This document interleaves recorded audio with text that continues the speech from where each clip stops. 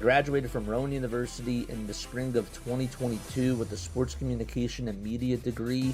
I got to actually call minor league baseball and G League basketball games while I was in school. And then I graduated, and as soon as I graduated, I went to NFL Films in Mount Laurel, New Jersey.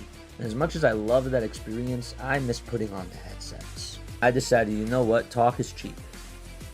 I have a laptop that's in my house, and so 21 months later, here we are, still on YouTube, calling games and building an incredible, loving community on here with the people that I call my Philly freaks with a capital P and a capital H. We go live for every single Phillies, Sixers, and Eagles game, and we do it like old school radio play-by-play style.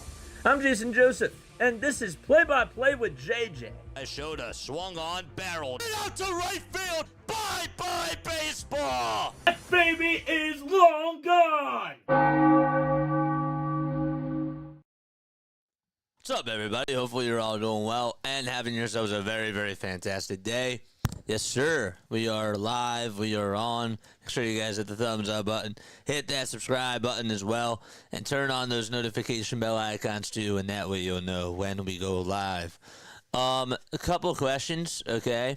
Do we like the scoreboard up here on the right side is my question, because I wanted to add this, right? And I thought that it would be a really cool idea to add this because sometimes, like when I'm doing my post-game shows and whatnot, some people ask, what's the score? Or like, what was the score of the game? And it's right over here. Should we put it on the left side? Do you like it better on the right? Let me know. Give me an R for right and give me an L for left. Give me an R for right or an L for left down below, because I want to get your thoughts about that. Also, new is in the ticker, okay? In the ticker, we changed up the ticker down here. I put my phone, I put the JJ hotline over here, so you should be able to see it. The phone number is 610. It's coming up. Why do I forget it right now? Still coming up. I should just write it down. It's 610-314-0844. There we go. That is the phone number for the hotline. Yes. Denver says smart. Yep. We adjust on the fly. Do you like it on the right side or do you like it on the left side better? Let me know down below what your thoughts are about that. L for left, R for right. All right. But yeah, man. Phillies did play the Dodgers, and now they're taking on the Atlanta Braves tonight. So it's great. It's beautiful. And I'm really excited about it, you know? I think that we have ourselves a series here. Look, looks can be deceiving. 1-8 is the Braves' record.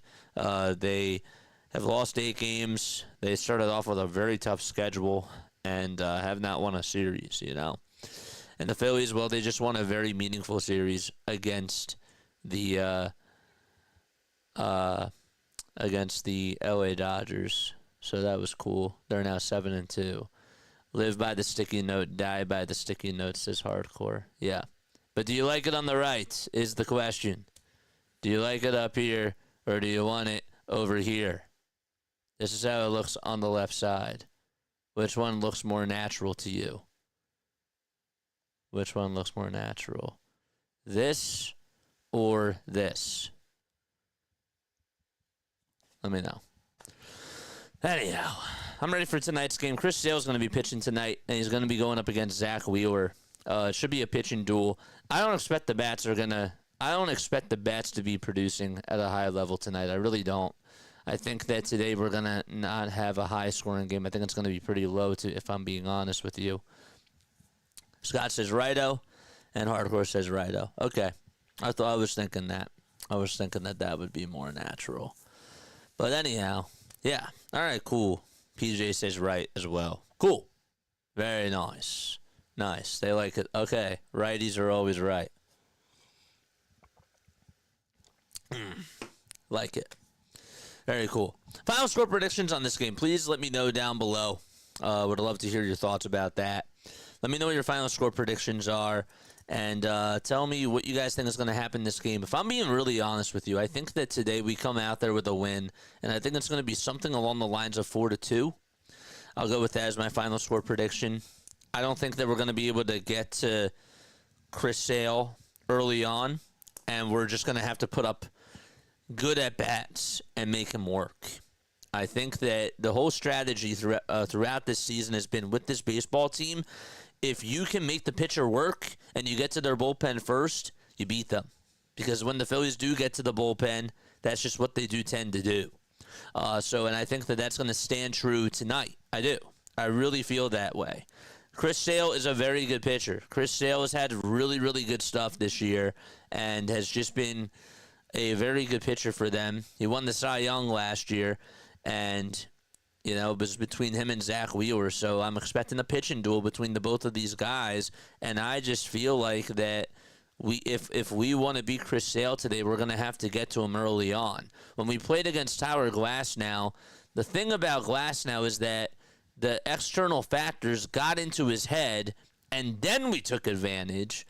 This is a little bit different. Chris Sale is a big professional. Chris Sale is going to dominate the strike zone no matter what happens today. The temperatures are actually pretty nice over there. It's 56 degrees out, so it's a little bit chilly.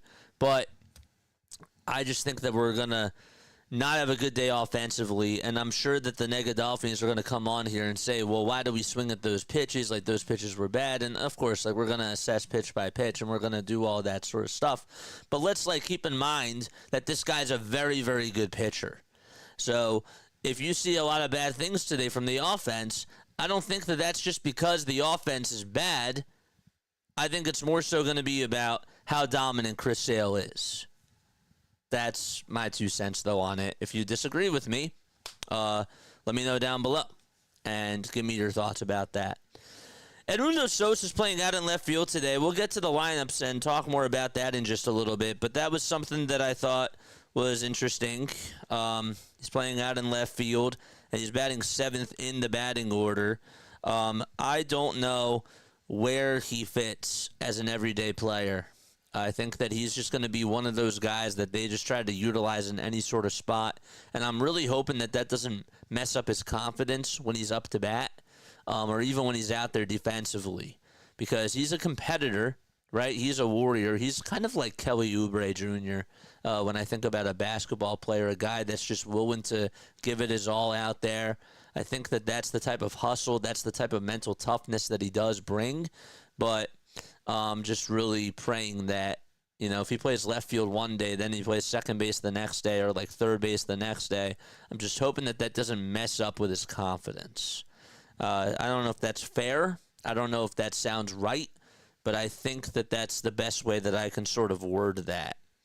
I did see an update today on Ranger Suarez that I sort of wanted to talk about, and that was, where was it? Instead of a simulation game, Ranger Suarez is now going to make a rehab start on Thursday in Clearwater, Rob Thompson said, and he's probably going to get about 3 innings or so. Andrew Painter, too, according to Corey Seidman, will then make his first rehab start on Friday in Clearwater, and he's expected to go 2 innings, and then they expect him to get about 35 pitches on end. So 3 innings is what the target is going to be for Ranger Suarez in the simulated game. See how it goes. Hopefully it goes well. I don't think that there's a rush to get Ranger Suarez back, to be honest with you. I know that we have a 16-game stretch that we're going to start tonight. But realistically, I want this guy healthy. I don't want this guy to come back early and then all of a sudden, well, here comes another back problem because it was too premature. So, that's where I stand. Thank you all so much for coming on to this channel and for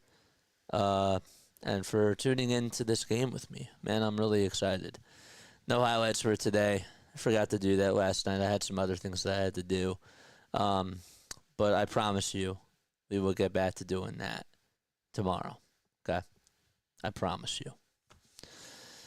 The other thing I'm trying to figure out is how to get different music, because this music is DMCA, and I don't like to play with fire with that. So that's one of the reasons why I didn't do it today, because I like to have a music bed when I'm doing these highlights, and that's something that I still haven't figured out. So,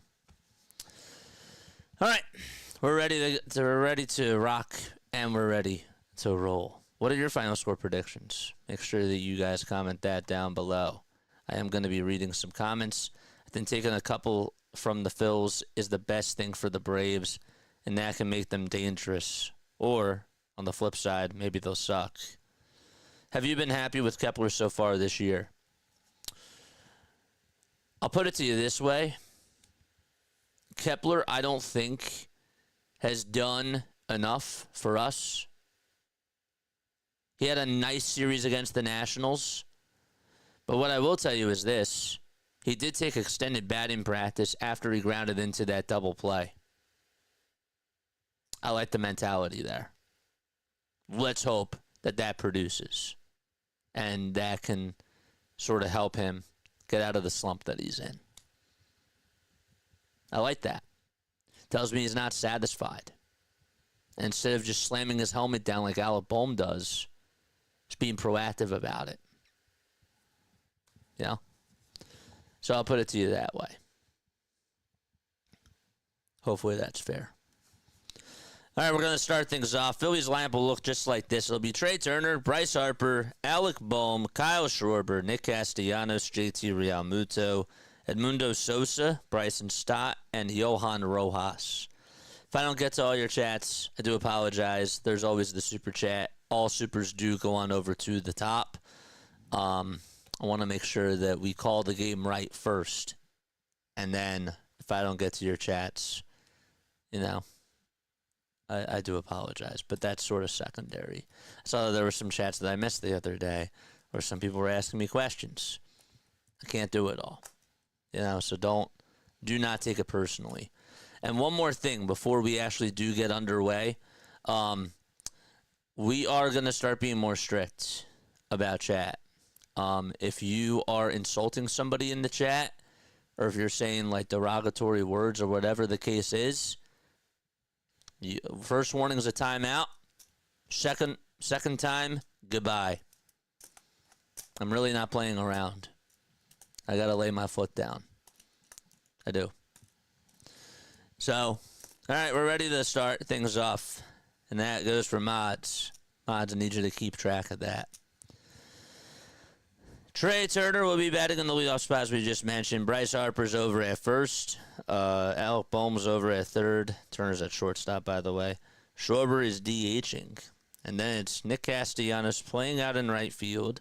JT Realmuto is going to catch behind the plate. Edmundo Sosa is playing out in left field. Bryson Stott's over at second base. And Johan Rojas is playing out in center. Defensively for the Atlanta Braves, well, on the mound is Chris Sale. Catching behind the plate is Sean Murphy. He's back. Over at third base is Austin Riley. At shortstop, it's Orlando Arcia. Then they got Ozzie Albies over at second, and Matt Olson's at first. Brian De La Cruz, former Miami Marlin, is playing out in left field. Michael Harris II plays center, and Jared Kelenic is out in right field. And, of course, the Braves' home ballpark is Truist Park. That's where the Phillies are playing today. Sun is peeking out. And the Phillies will be batting first. And Chris Sale, the left-handed pitcher, is going to be taking the hill. What a career he's had and what a season he had last year. So far, though, in 2 starts, 10 innings, a 5.40 ERA, 1 walk, and 12 strikeouts for Chris Sale on the season. Also did give up a homer. He's now 36 years old. And in his last outing, he did allow 3 earned runs. He had 5 strikeouts, 4 hits allowed. And that was against the Dodgers. 6 feet 6 inches tall, 180 pounds, left-handed pitcher. Just turned 36 on March 30th. So that was 9 days ago. He faced a total of 21 batters in his last outing and threw a total of 87 pitches. So they're really not trying to let him go overboard, especially to start off the season. For them, it's a marathon, not a sprint. I think that is a good motto that they're sort of trying to live by with Chris Sale. Appreciate each and every one of you. Gotcha, JJ. Yep. All right, cool. James here. What's going on? Phillies 8, Braves 4. Love the final score prediction there. All right, so the Phillies are in their gray tops, gray bottoms. They have red letters that say Phillies painted across the chest on the front side of the jerseys, as well as an IBX patch. It's over towards the wrist on the front side on the left arm.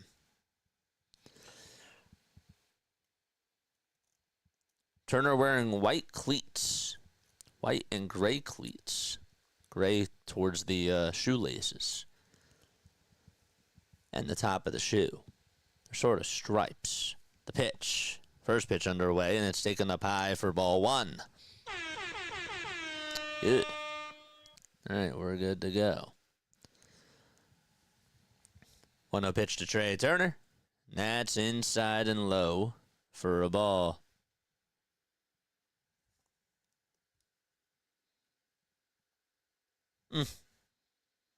No, that's not what I wanted to do. 2-0 pitch. Bouncing ball hit over towards third base. It's a foul ball. And that'll make the count now 2-1.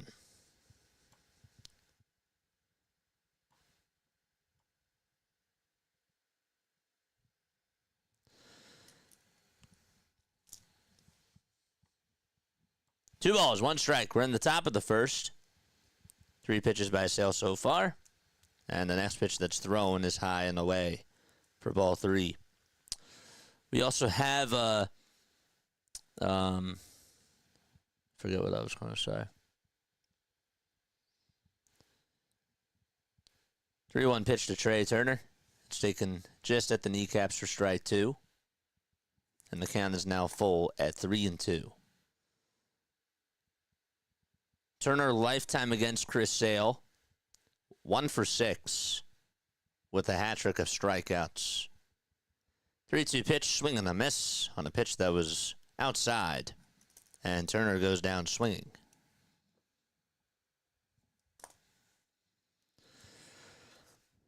Mentioned this before, but on the defensive side of the diamond for Atlanta, again, in case you did just miss it, Chris Sale is on the mound. Catching behind the plate is Sean Murphy. Over at first base, it's Matt Olson. At second base, it's Ozzie Albies. The third baseman is Austin Riley. And Harper stares at a slider that's at the kneecaps for strike 1. The shortstop is Orlando Arcia. And then 7, 8, and 9 in the outfield. De La Cruz out and left. And you got Kelenic out and right. And sandwiched in between the both of them is Michael Harris. 0-1 swung on and missed. Turner struck out swinging on a full count.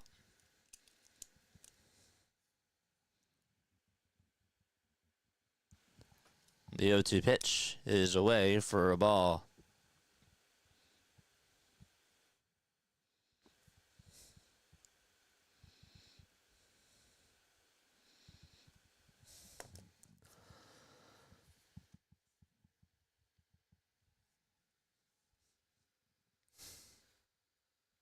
Happy to see y'all.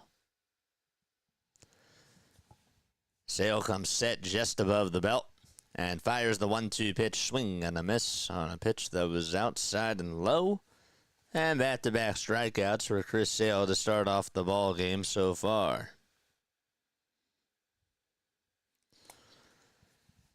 I'm going to try to, I'm remembering to put down the counts as I do this. I want to see if that sort of helps today. Now it's Alec Bohm who's up. He had the day off on Sunday. And he takes a look at strike 1 at 93. Bohm's average just sits at 200. Hasn't homered, but he has 3 RBI. The windup and the pitch. Inside, Stu Sherwater is the home plate umpire. Dan Merzel's over at first. Mark Carlson's the second base ump. And Jordan Baker is at third. 1-1, swing and a miss. Every time I think about Jordan Baker, I think about All-American.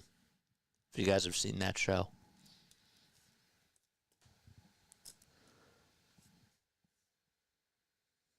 Love that show. What's up, Alex? 1-2 pitch. Good take by Bohm. It's down.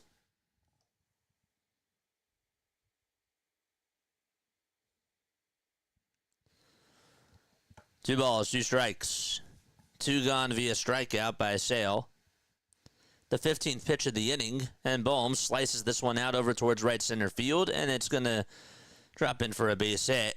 And Bohm gets on with a 2-out single as he puts the brakes on, and he's aboard. Okay, nice at bat there. Good piece of hitting by Alec. That was on, what, a 1-2 pitch as well? Or was that 2-2? I think it was 2-2. Don't forget to like. Don't forget to subscribe to the channel as well. The pitch. And that is just taken a little bit low to Kyle Schwarber. That was a good piece of hitting, man. My members, where are you all at? There you are. I see some emotes. Nice.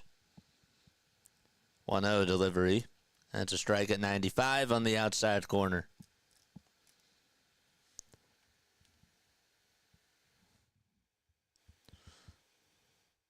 Justin Robleski just walked in another run, and now the Dodgers trail 3-0 to the Nationals. They are cold. The pitch. 1 ball, 2 strikes. It's taken for a strike.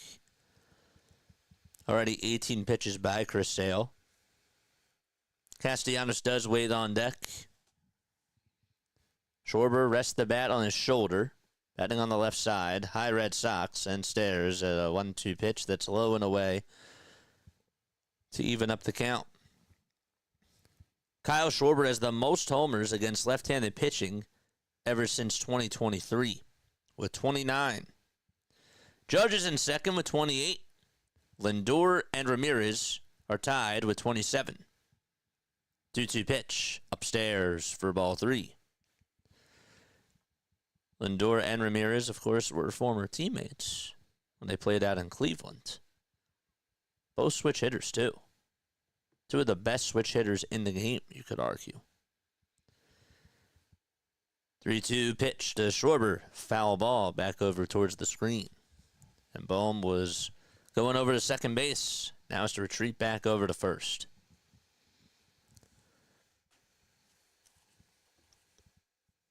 Braves are 1-1 at home.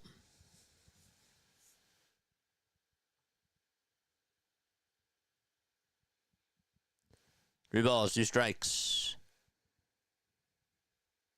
And the pitch to Schwarber, and he slices this one out over towards right field, and that's going to drop in for a single. Bohm heads over to third base. And that's going to put runners on over at the corners. Back-to-back singles for the Phillies, and Schwarber shakes his head, saying, I don't know how I got a hold of that. And I was able to get on base, but I'll take it anyways. That was a pretty powerful sort of one-handed swing, if you will. JWK, thanks for the membership, man. Appreciate you. Means a lot to me, dude. Appreciate you. And now Castellanos is coming on up to the plate. And the pitch to Casty, swinging a miss on a fastball right down Broadway.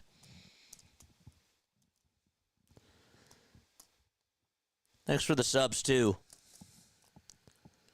The ball is 1 strike to Nick Castellanos.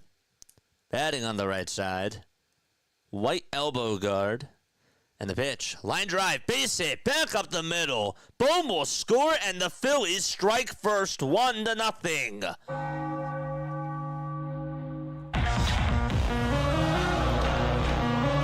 3 singles in a row. All with 2 outs against Chris Sale.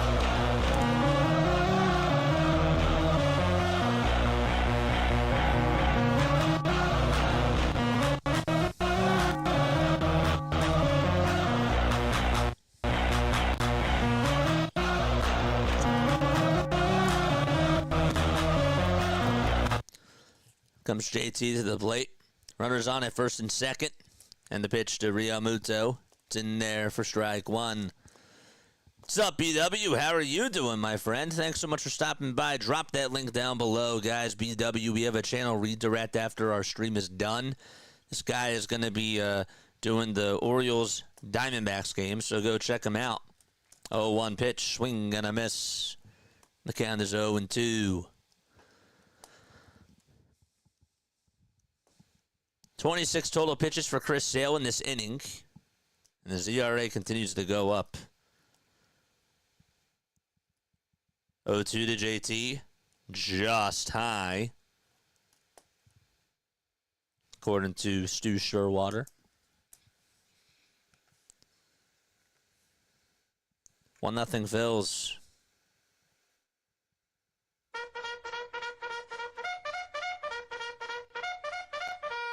Charge! And the 1-2 pitch. Strike three called on the upper third of the zone. And JT goes down looking.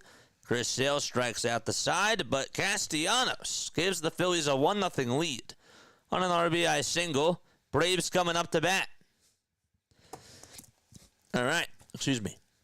Let me go back to my monologue screen for a second. Folks, make sure you guys hit the thumbs up button and hit that subscribe button as well. Turn on those notification bell icons too, and that way you'll know when we go live. My name is Jason Joseph. This is Play-by-Play with JJ. We have 3 rules on here. 1, no spoilers. 2, keep it clean and no insulting other people. And 3, sit back, relax, and have a good time. That's it. All right. So Harris will be leading things off here in the bottom of the first. Then it's Ozzie Albies batting second. Marcelo Zuna, the DH, is hitting third. Matt Olson batting in the cleanup spot over at first base. Then it's Austin Riley, who's playing over at third. He's batting fifth. Brian De La Cruz out in left field today, hitting sixth in the lineup. Jared Kelenic plays out in right field. He's batting seventh. Sean Murphy's back. He's catching behind the plate and will be batting eighth. And then it's Orlando Arcia, who is the shortstop, batting ninth. And that is your lineup for today. JWK, thanks again so much for the membership. Appreciate you, my friend. Stoney is here. Let's go. What's up, Broken Bell Network? How are you? Thank you so much for coming on here. Checking in before tonight's pod. Nice. You can drop your link down below, too. Cheers, JJ. Have an excellent call. Did you post your link? You didn't post your link, did you? You didn't post your link. You gotta post your link, my friend. So again, it's Harris, Albies, Ozuna, Olson, Riley, De La Cruz, Kelenic, Murphy, and Arcia. Sun is shining out over towards left field here at Truist Park. And the guy that's on the mound today is Zach Wheeler. And Zach Wheeler just doing Zach Wheeler types of things. 2 starts this season, 13 innings, 1.38 earned run average. He's only walked 2 batters in his 13 innings, and he has struck out 18. Really impressive. First pitch from Wheeler, strike 1 on the upper third of the zone. It's like you don't even have to worry every time he's out there. He just is so consistent. And it's really hard to get a pitcher like that nowadays. 0-1 is high and inside for ball 1.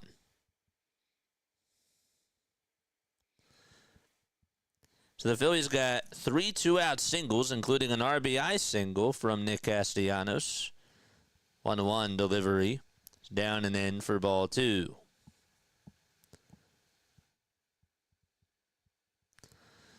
Harris batting .242 this season so far with a solo homer. Also slugging .265. 2-1 offering. Foul ball. RCM Basketballs is there. Good. Did you drop the W's link down below too?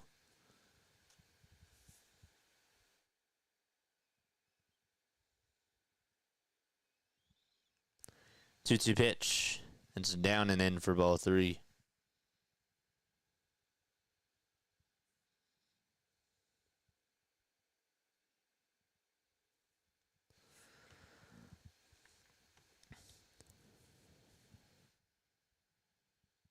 Payoff pitch. Ground ball hit over towards the right side. And Stott has it. Tosses it on over to first. And there's one out.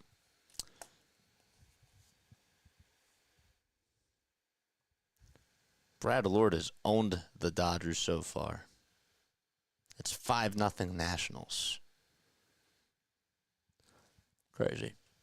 Missed y'all yesterday. Well, we were live. Just not doing the Phillies. They're so sad in left field for Philadelphia. Albies is up to bat, hitting on the left side. He takes a strike. Don't really see Albies batting on the right side as much nowadays. 0-1, swing and a miss. What's up, RC? How are you doing, my friend? Appreciate you. The ball is 2 strikes. Wheeler gets set at the letters, kicks, fires the pitch. And that's going to be grounded over towards the right side of second base. Stott will gobble it on up, and he throws over to first, and there's 2 away. So 2 ground balls hit over to Bryson Stott's way, and 2 outs. Now Marcell Ozuna steps up with his neon green shoulders or arm sleeve that he wears on his right arm. Also has a yellow elbow guard on his left arm. Hitting on the right side. Takes the first pitch, and it's a called strike. 0-1 is the count. 2 gone, bottom of the first. Phillies lead at 1-0 on an RBI single by Castellanos.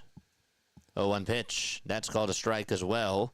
So caught the upper third of the zone. Halftime's here. Look at all the content creators. Here they all come. Love it. Halftime, drop your link down below too.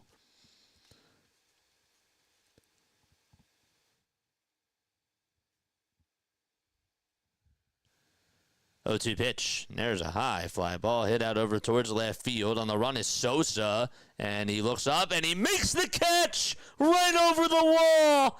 He got it. Edmundo Sosa, in his debut out in left field, just robbed Marcell Ozuna on a home run. Unbelievable. What a play by Sosa. That's insane. He caught it, man. Highway robbery by Sosa.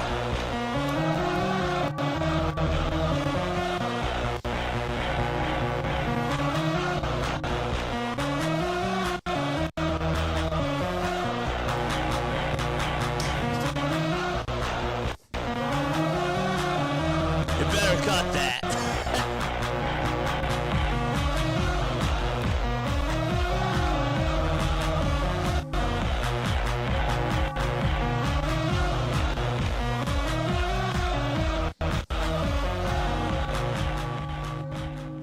Somebody better cut that. That's insane. Marcell Ozuna. What a call. That was a good call. And that was an incredible catch. Wow.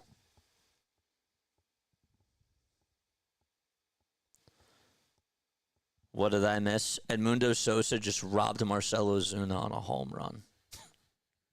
That's pretty awesome.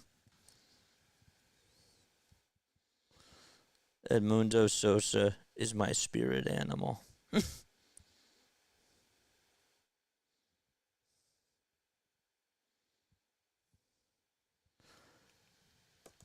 If someone can send me a screenshot of that catch, I would appreciate that.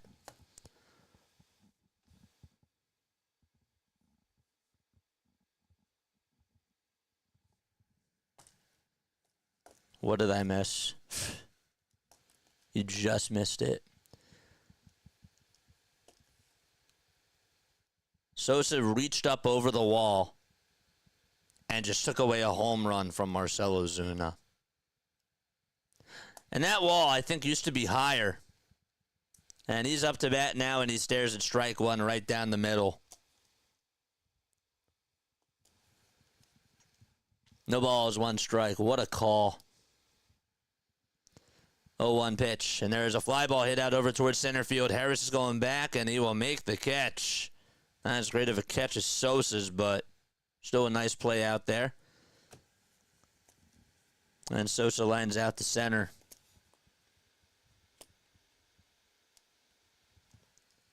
He brought it right on back.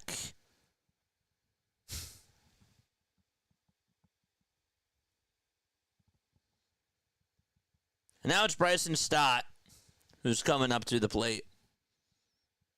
And he takes strike one at the knees. Can somebody cut that highlight call? I would really appreciate that. No balls, one strike. Pitch to Stott. Swing and a miss. Just on the inside corner, too. Phillies lead it 1-0. They got an RBI single from Nick Castellanos in the top of the first. And then nothing to show for the Braves in the bottom of the first. 1 ball, 2 strikes. And 1 out. 1-2. Ground ball. Hit over towards the counterpart of Bryson Stott's. And he grounds out. His throw is made in plenty of time. That's Ozzie Albies. He can play every position.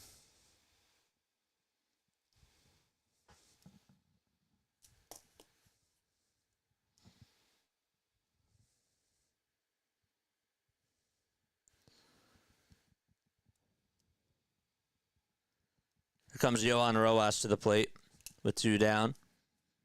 First pitch is in there for a strike. Did someone cut that call? No?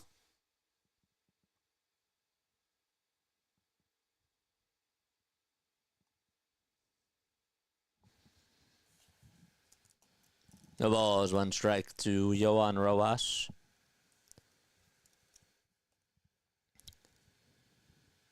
And the pitch, there's a foul ball. MLB just tweeted out Edmundo Sosa's making his first MLB start in left field. We'd say he's a natural.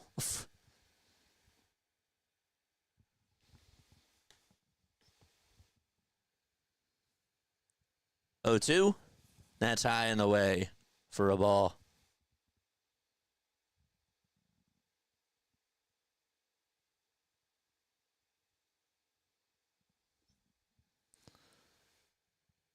The pitch over to Rojas. There's a foul ball that goes well out of play.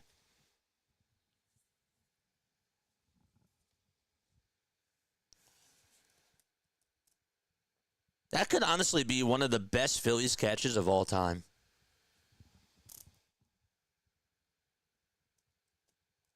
One, two. There's a line drive foul ball. That, I think, is going to go up there with the Aaron Rowan catch. And the Ben Revere diving catch.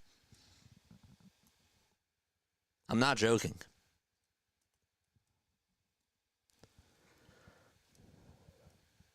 One-two pitch. There's a foul ball. I mean, I remember Yohan Rojas' diving catch that he made off of Acuna in the NLDS with bases loaded. That was awesome.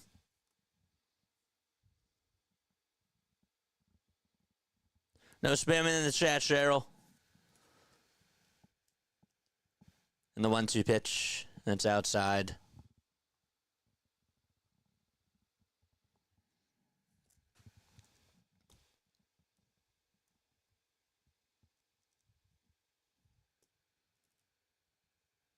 Two-two. Bouncing ball. Hit over towards shortstop. Garcia has it. Tosses it over to first. It's in time for out number 3. Then we go to the bottom of the second. 1-0 Philadelphia. Olson, Riley, and De La Cruz are up.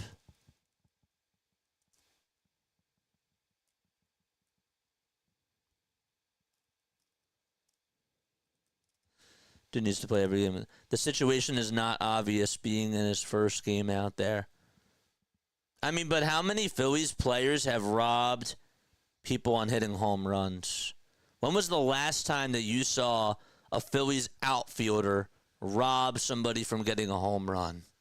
Be realistic.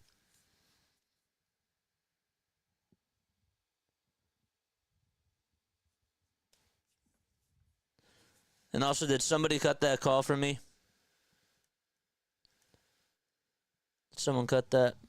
We got 179 people tuning on in. Don't forget to don't forget to subscribe. Don't forget Marsha's sliding catch too the other day. That diving catch was nice. But that doesn't compare to this. I'm sorry. Situationally, yeah, that was a big catch.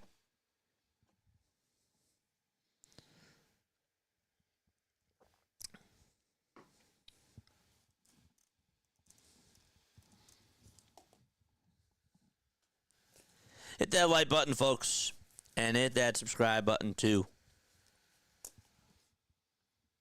But yeah, when was the last time a Phillies outfielder robbed a player from getting a home run?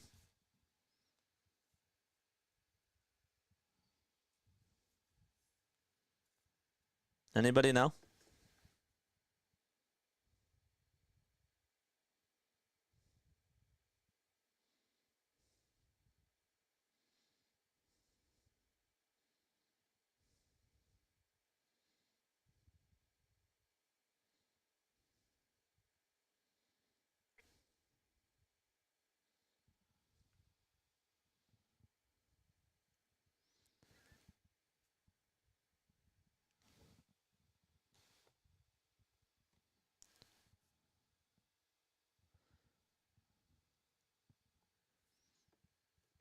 Bottom of the second. And the pitch. That's on the inside corner, but it's called a ball.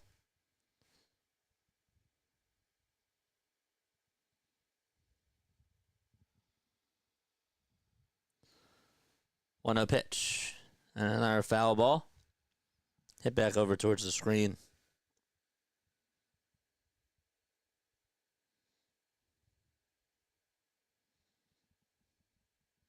Oh, Cal Stevenson did it last year. That's what it was. Cal Stevenson did it last year. Cal Stevenson caught J.D. Martinez's potential game-tying home run. I actually forgot about that. 1-2. Ground ball hit back over towards the mound. Wheeler has it, tosses it on over to first, and that's in time. Rojas made it over the catch. Cal Stevenson did it. And thanks, Scott. You're the man. Thanks for clipping that call. I don't think Rojas... No, Rojas had a chance last year, and then he failed.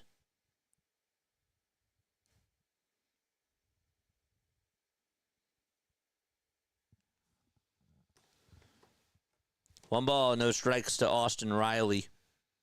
And the pitch is swung on and missed. Rojas had a chance last year, and then he dropped it. He just could not hang on. And we were bummed. I remember that. We were bummed, but we were like, all right, it's not your fault. Thanks, Scott. 1-1. That's down in the way for ball 2. Yeah. You can also do it on YouTube, too. I just sent you the clip of Sosa to your ex. Thanks, dude. 2-1, and there's a fly ball hit out over towards left center field. Sosa is going to get called off by Rojas, and no one can make the catch. And Riley dives on into second base. There was some miscommunication between Sosa and Rojas. And Rojas was like, you got to call me off. And Sosa said, I couldn't hear you. And so there's a miscommunication blunder out in left center field. It was an easy fly ball And Sosa just looked up, and it landed up being right in front of Johan Rojas. That's Rojas' ball.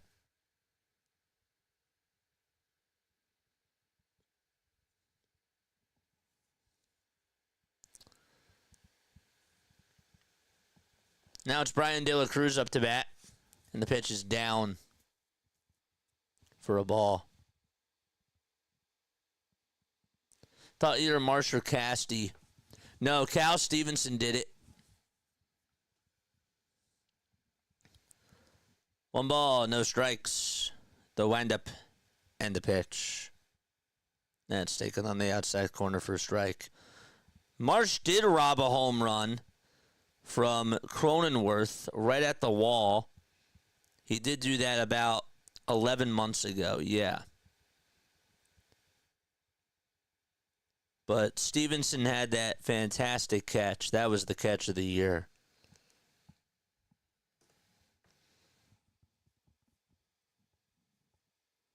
One ball, 2 strikes, 1 out, bottom of the second.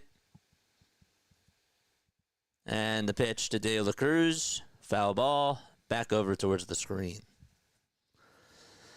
Hit that like button, folks, and hit that subscribe button as well. We got 196 people tuning on in. 1-0 Phils. My name is Jason Joseph. This is Play by Play with JJ.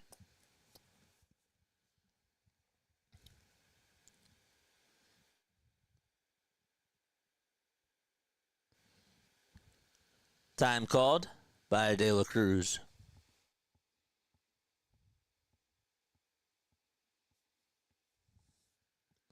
Brain fart, it happens. Yep.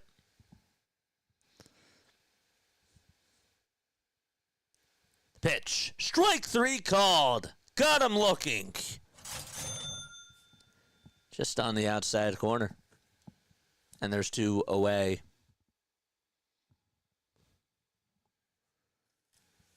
Perfect pitch.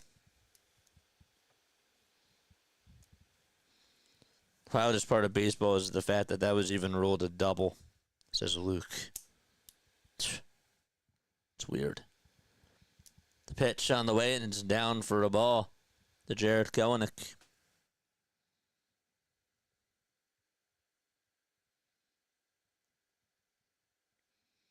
I'm going to put down double E8.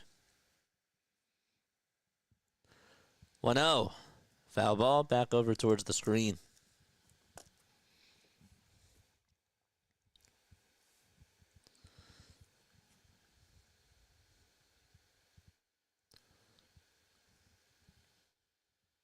"12 seconds left on the pitch clock.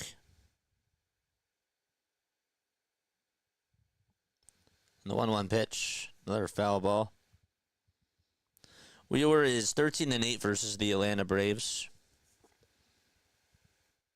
He has struck out 193 Braves hitters in 30 appearances. Also has a 2.95 ERA.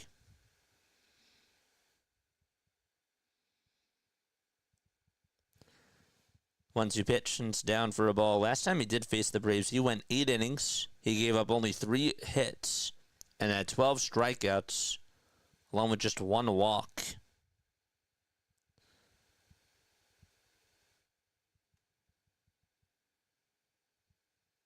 The 2-2. Foul back over towards the screen.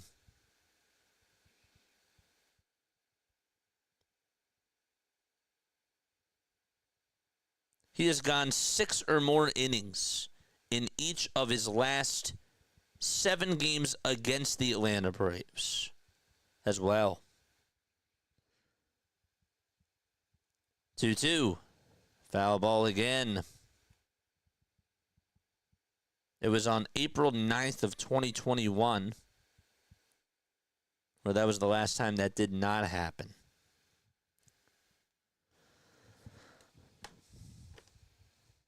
Eight seconds left on the pitch clock. Wheeler comes set at the letters. Looks back at second, now back to the plate, and the 2-2 is wide. Sean Murphy is up next.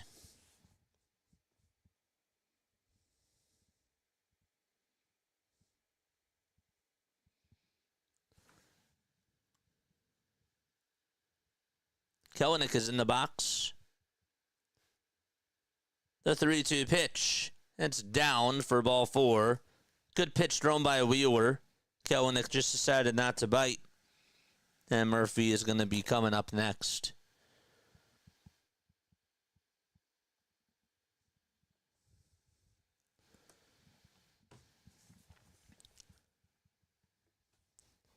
Two outs, 2 runners on. Tying runs over at second. And Wheeler will get set the letters and throw inside.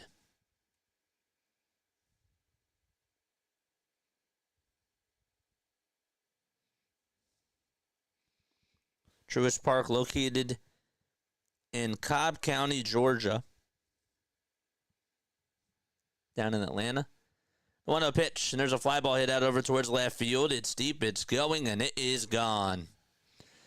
And so it's a 3-run homer allowed by Zach Wheeler. And it's 3-1 Atlanta.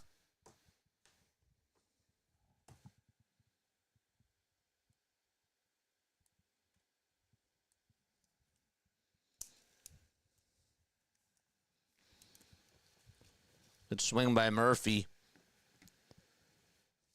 I'm sure that a lot of us are going to be thinking about the air out in center field by Rojas, though.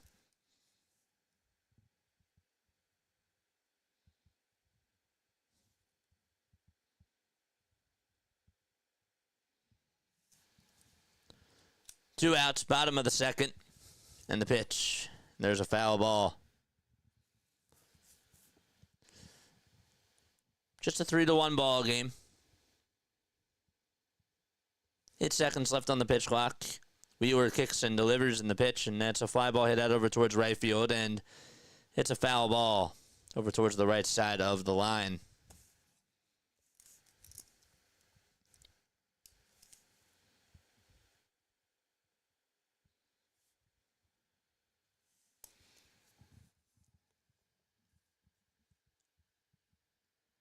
Angels have a 2-0 lead.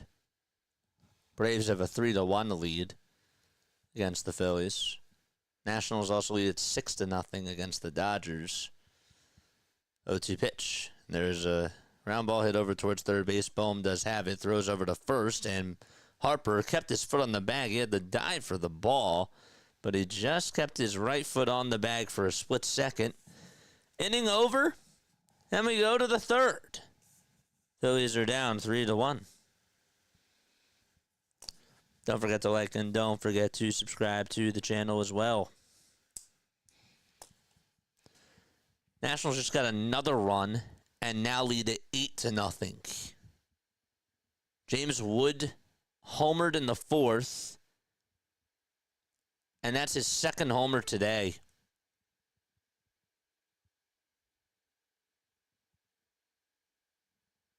He's homered in each of his last 2 games. 5 RBI for him.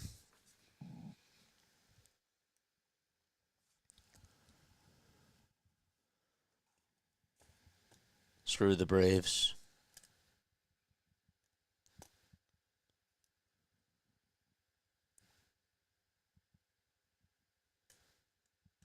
Damn it, why isn't Sosa on the mound, says Broken Bill Network. Yep. Huh.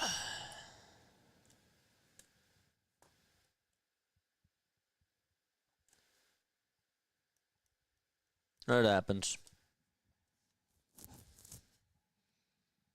What's up, Elaine? How are you? All right. Yeah. Not really stressed. I'm not stressed. We had a blunder there. That was a mistake of a pitch thrown by a Wheeler. It was. Everybody's going to blame Rojas for not making that catch. And I agree. Guess what? Brain fart. But Wheeler has to be better too. Sometimes, okay, that stuff happens. And Wheeler can't let a pitch like that go over the middle of the plate. So, Rob was actually talking with Rojas here, right?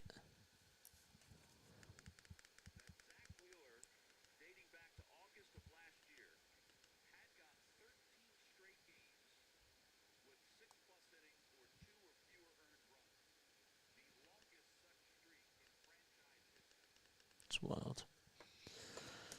All right, make sure you guys like and subscribe. Here comes Trey Turner, and he looks at a pitch that's on the outside corner at the knees for a strike.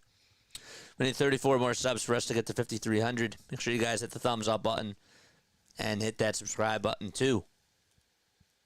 0-1 is down for a ball.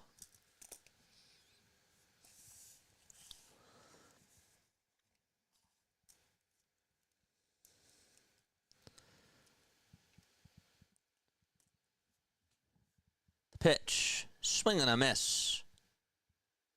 It's now a 1-2 count. Cardinals have a 3-1 lead in the bottom of the fifth against the Pittsburgh Pirates. The 1-2 delivery. Ground ball hit over towards the right side for a base hit. And Turner gets on with a single. Tying run is coming on up to the plate. And it'll be Bryce Harper who's coming up to bat.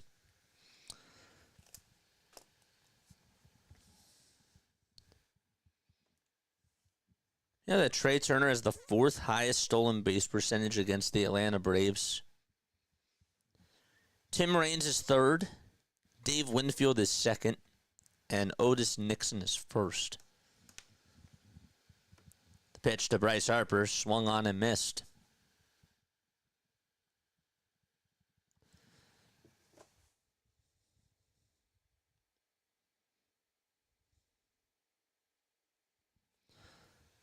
.270 average for Harper. One homer as well. 0-1. Line drive. Hit to left field for a base hit. Turner's going to go on over to second base. And, well, the tying run is over at first.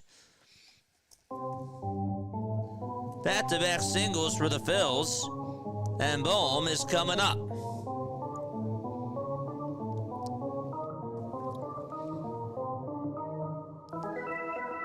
George! Good piece of hitting by Bryce. Reel him in, boys. First pitch to Bohm, and he gets underneath it. It was a good pitch to hit, and he hits it out over towards medium depth left field. The catch is made by De La Cruz. There's one away.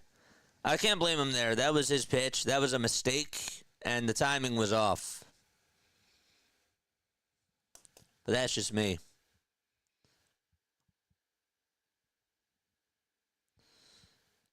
Now it's Kyle Schwarber coming up. You got a slider. Bohm that was just right down the middle. Sale versus Schwarber. First pitch is on the outside corner for a strike. Throw over to third base. Not in time to get Trey Turner. A double steal by Philadelphia. Murphy's throw looks pretty good, too. And so that does get rid of the double play ball. I'll tell you something, that this team has been playing more small ball, and they've been very aggressive on the bases. Turner got his hand in there first, and Riley swiped him right on the elbow, but his left hand was in there in time. 0-1 to Schwarber. Fly ball hit out towards center field. It's carrying. It's going back towards the track. Harris can't make the catch. It gets on by him. Turner's going to score. Harper's going to score. Punch, counter punch. A 2-run triple by Kyle.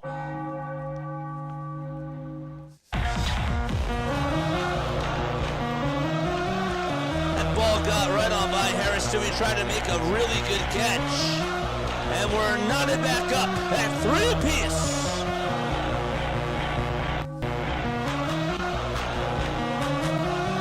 That was scorched.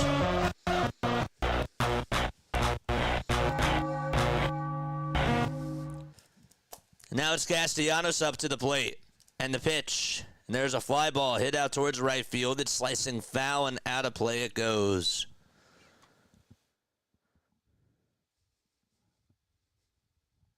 Okay, it looks like I'm going to have to get rid of some browsers here, right? That's what I'm going to have to do. So we'll get rid of this one. 0-1 to Casty. That's inside for a ball.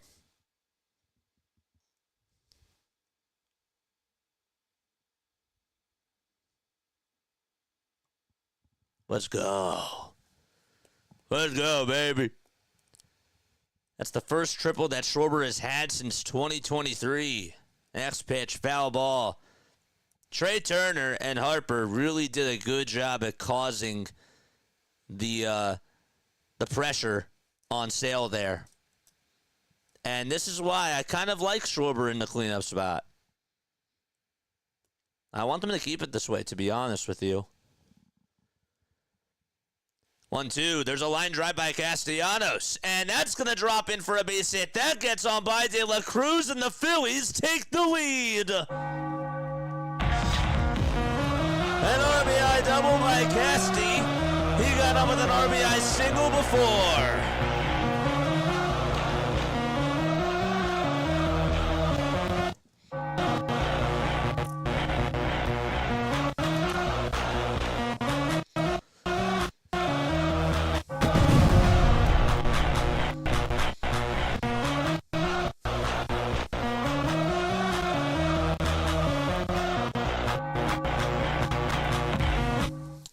4-3 Philadelphia. All right, let me close something else here. All right, we'll close Microsoft Word. Maybe that'll work. Okay, maybe the computer will run a little bit faster now. I need those calls. Continue the cut away. JT is up to bat. Chokes up on the bat just a little bit. And the pitch. Nad's taken on the inside corner for a called strike. David, keep it clean, my friend. Do not curse. That's your first warning. 1-0. Nad's inside for a ball.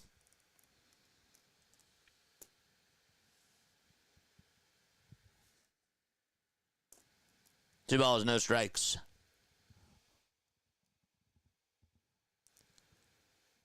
2-0.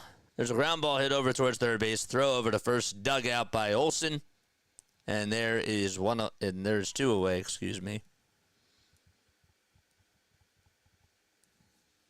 Yeah, I had too many browsers open. That's all right. There's nothing I can do.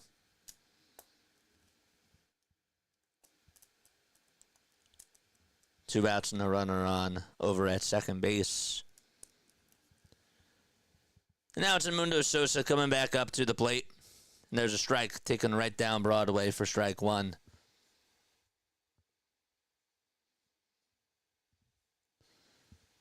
There's the Casty emotes. We need more members.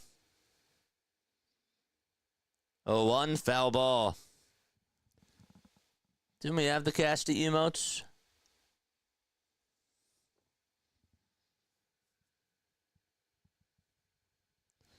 Phillies have the highest batting average from their 7, 8, and 9 hitters.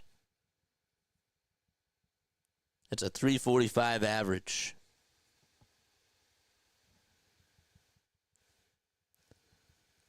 Oh, 0-2 is the count. Two outs, top of the third.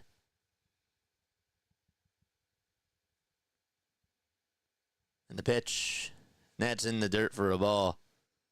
It was cutting in and it was cutting out. Aniel De Los Santos, former Philly. Y'all remember him? He's going to be warming up for Chris Sale. 1-2 on the way, swing and a miss. And the inning is over. The Phillies, they get the lead back. And so, it's 4-3 Philadelphia. As we go to the bottom of the third. Now to Truist Park.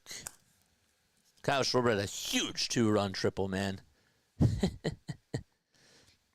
We got 222 people on here watching. Make sure you guys hit the thumbs up button and hit that subscribe button as well. Really appreciate you all for being on here, man. We got 27 people over on the vertical stream. That's awesome. That's pretty sick.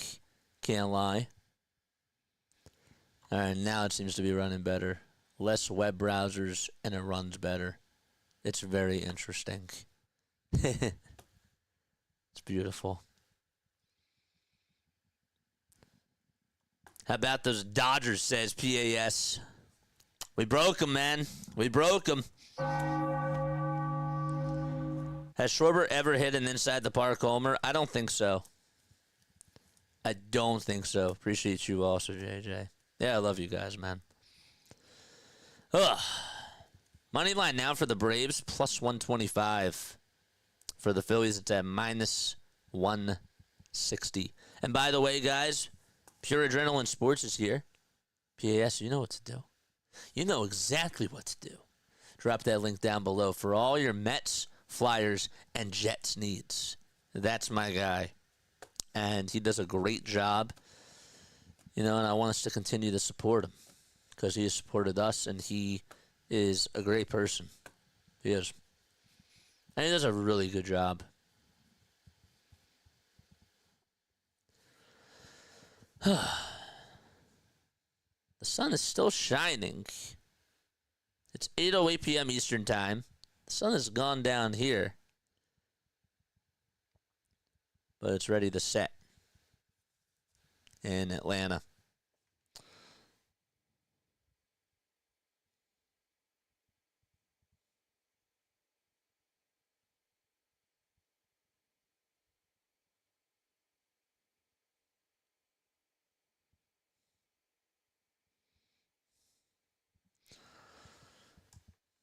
Michael Harris is coming up to the plate.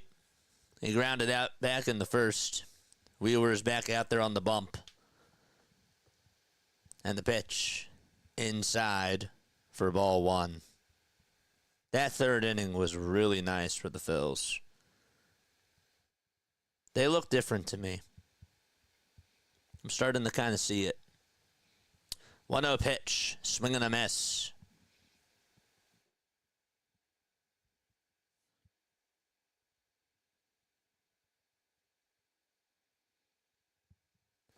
One delivery.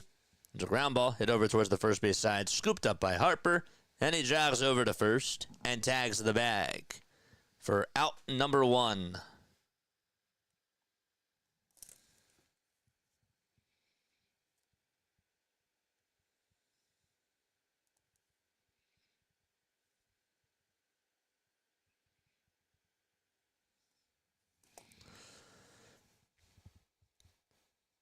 Truist Park's record attendance, 43,898.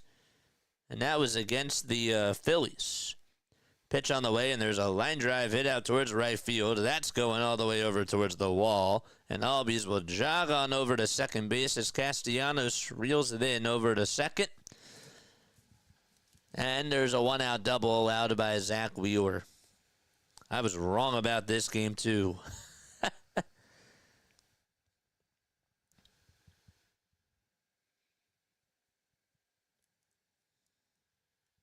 Albies took advantage of a pitch. And Marcelo Zuna's coming on up.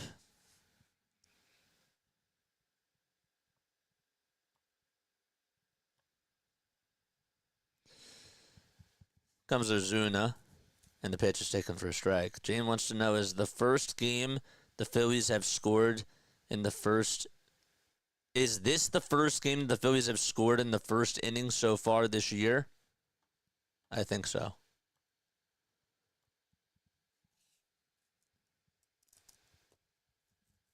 I think so. If somebody wants to double check, let me know. Left field is 335 feet as the count is 0-2. Pitch was fouled away. Left center is 385 feet. Center is 400. Right center is 375, and right field is 325.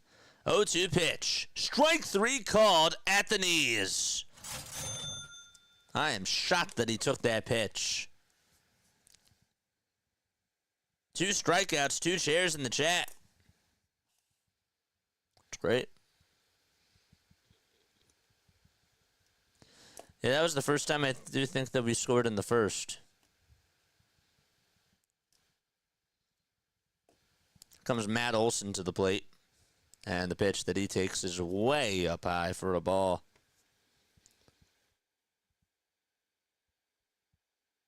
Truist Park is 8 years old. I really did not know that.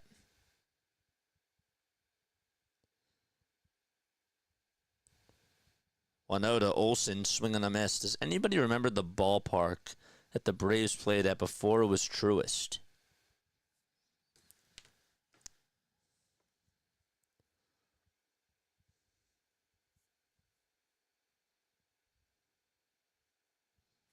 One ball, one strike. The pitch. Strike two.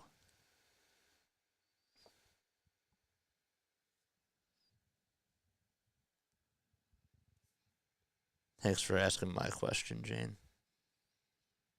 Turner. Yes, it was. Turner Field. Good job, Travis. Good for you. One ball, two strikes.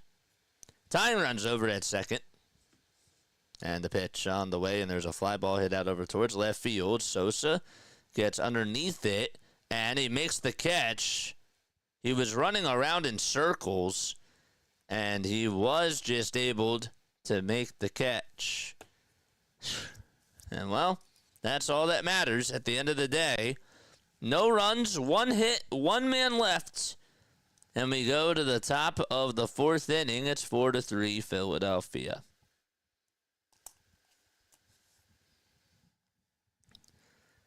They did play at Turner, yes. What's up, John? John Doe is here.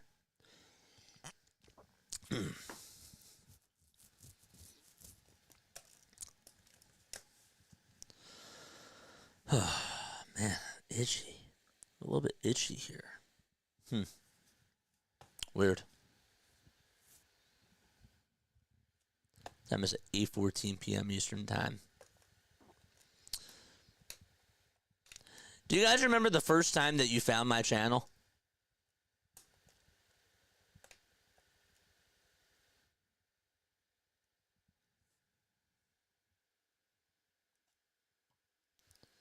Is it slippery in the outfield, says MC Philly? No, he's just playing left field for the first time, so he's getting used to it. Catch you on the next one. Yep.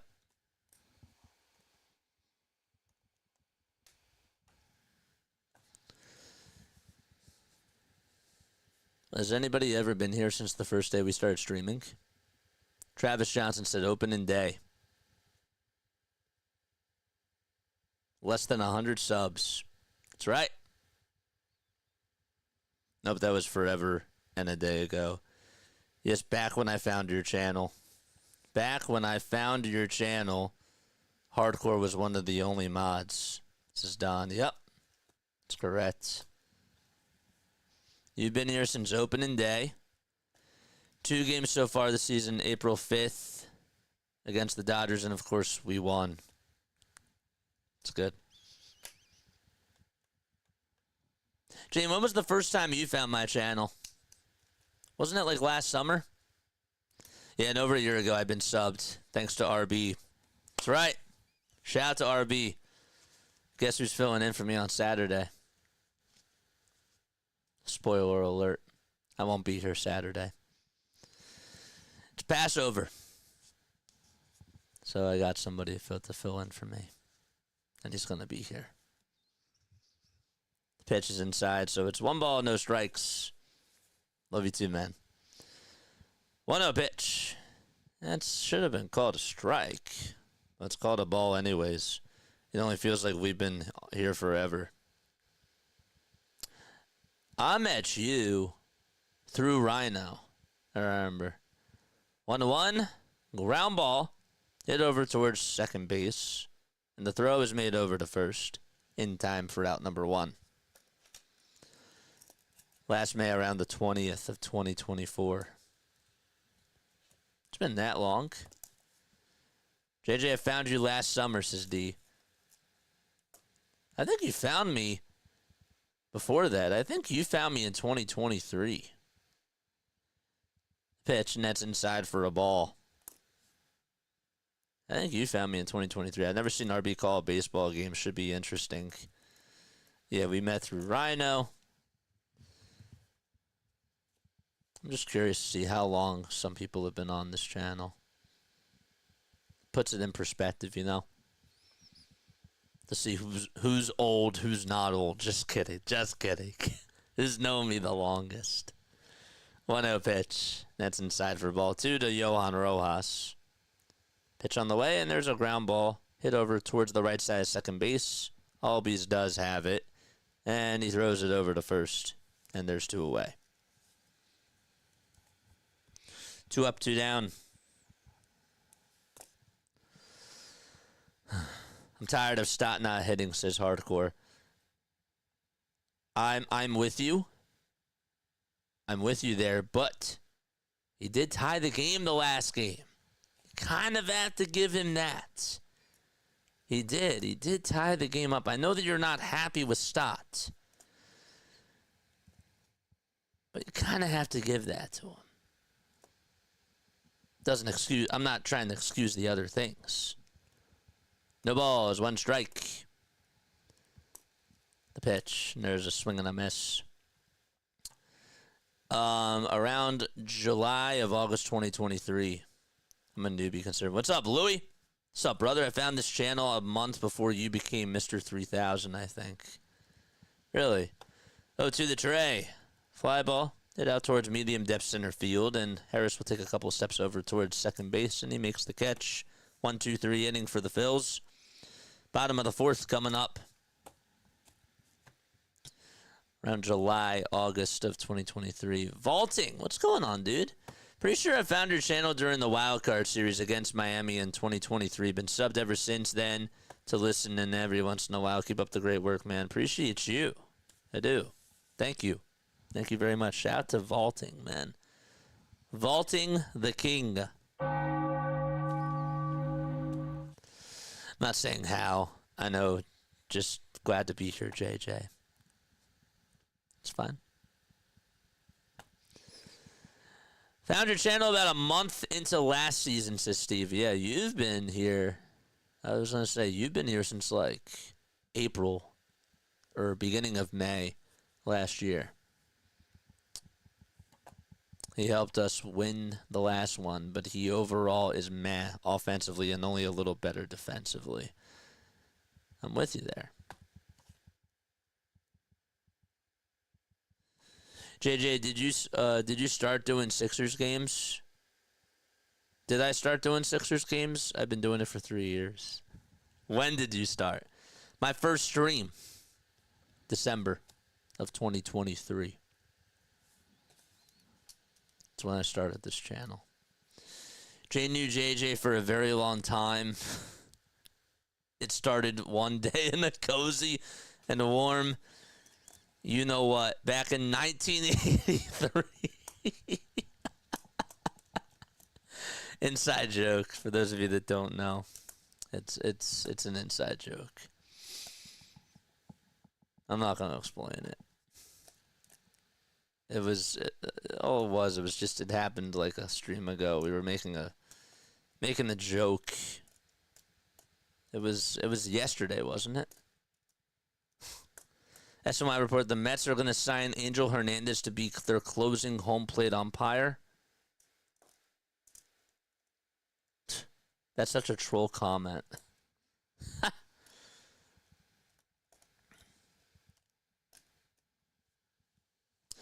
Hit that like button, baby. And hit that subscribe button, too. Wheeler's back out there for his 4th frame. 2 days ago. Yep, thanks. Sunday Night Baseball, you're right. That's when it happened. The pitch, and that's up high for a ball. And it's called a strike. Apologize.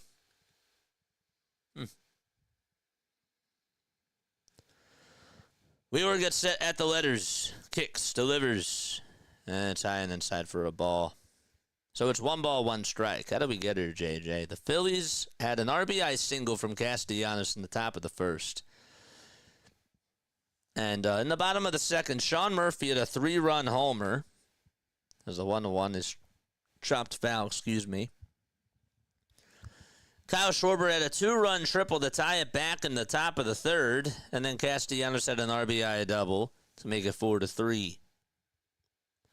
There's also some other things that we missed too, like Edmundo Sosa robbing Marcelo Zuna on a home run in the bottom of the first. Heard that correctly, out in left field. And the 1-2 pitch, swing and a miss. 3 Ks in the chat. And that's the first strikeout today for Austin Riley. The other thing that we forgot to mention, too, is that Yohan Rojas did make an error out in left center field. It was on a fly ball, miscommunication. That was his ball. The ball landed right out in front of him. And then the inning continued, and then we were allowed the 3-run homer to Sean Murphy with 2 outs. The pitch, and that's outside for ball 1 to Brian De La Cruz.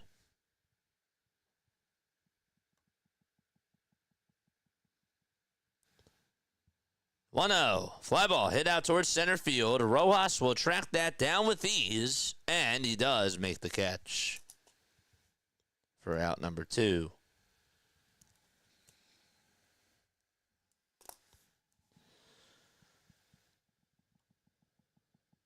We were talking about people coming on here to tell life stories. Yeah, like last year.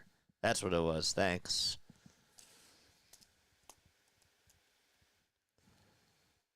Gabriel Rincones Jr. just made a nice play for the Iron Pigs. 1 ball, no strikes.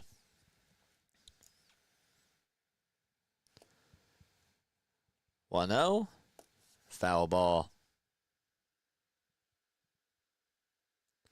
Last summer I started watching you, Cicelyne. I feel like you've been on for a couple of years. What's up, Colin? What's up, JJ? Just popping in now. See how we're looking. So far, so good, man. 1-1 pitch. That's a sweeper that just misses for ball 2. Kelenic hitting on the left side of the box. White batting gloves with red at the fingertips on each finger. 2-1. Swing and a miss. Life stories from the new chatters are the best. Aren't they, PAS? Aren't they beautiful? Yeah. Look, we love hearing people's stories on here, but, you know, if it goes too long and we say stop, you know, you're spamming the chat. That's all we're saying. I have to make sure I say that because we have over 200 people, and some people could clip farm this and all this other stuff.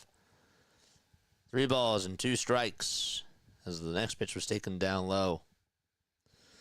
Payoff pitch on the way. Just misses. And Kelenic gets his second walk of the ball game. The only 2 walks allowed today by Wheeler have come against Jared Kelenic.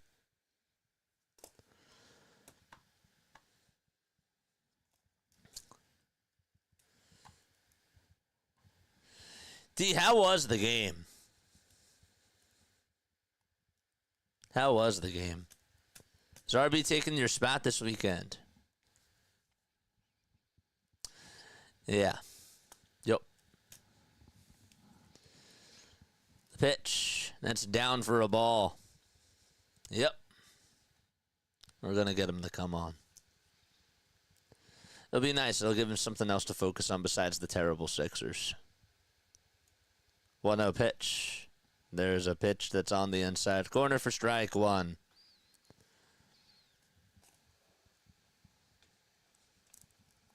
Shout out to my man. 3 seconds left on the pitch clock. The 1-1 pitch from Wheeler is in the dirt for ball 2. Nelson, thanks for subscribing, my friend, over on the vertical stream. Appreciate you. T Edits is here. What's going on, dude? Thanks for all the subs. I'm sure that I missed some on the regular stream. 4-3 Philadelphia. 2 balls, 1 strike. Wheeler kicks and delivers. And it's a strike called just on the inside corner at the kneecaps.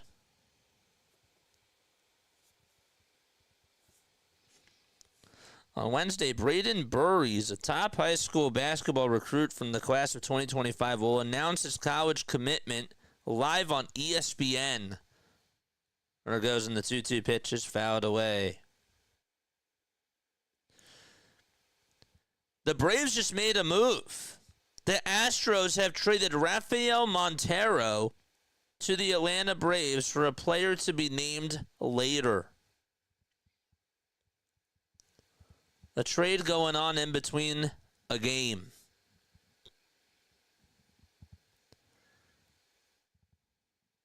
Toss back over to first, not in time.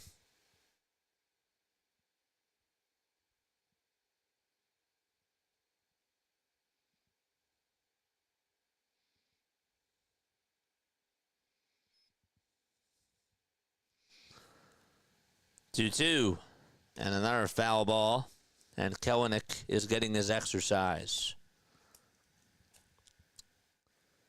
Mods, please keep an eye on vertical. Yes.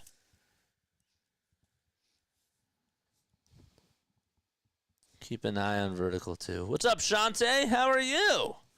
Speaking of vertical, appreciate you for stopping by. The pitch from Wheeler, swing and a miss. Got him. And that's now 4 Ks for Zach. And the inning is over. Good for Wheeler. 4 shares.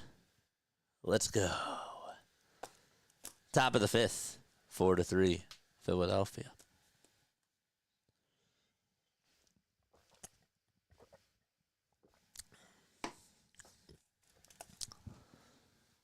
Got 24 people over on the vertical. How many on the horizontal? You know what? Actually, let me X out of this. And here's what I'll do. Okay, so this is now running faster. Oh, I forgot to put the streamer bot up. Whoops. I knew there was something I forgot. Well, we're putting it up now.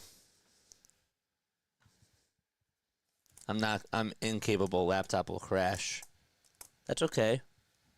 I'm kidding. No, I'm kidding. Just messing with you. That's okay. Just get a new one.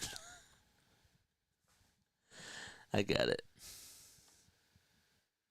I totally understand. Guys, after the game is done, okay, I do have a post-game show that I like to do. If you guys want to call on into the JJ hotline, I just posted that right down below my name. Okay, you can call on it. You can leave a voicemail message. It's 610-314-0844. That is the phone number. So if you want to call on into the show, you can. We also do have a Discord that we tend to go to as well. And you're more than welcome to do that too.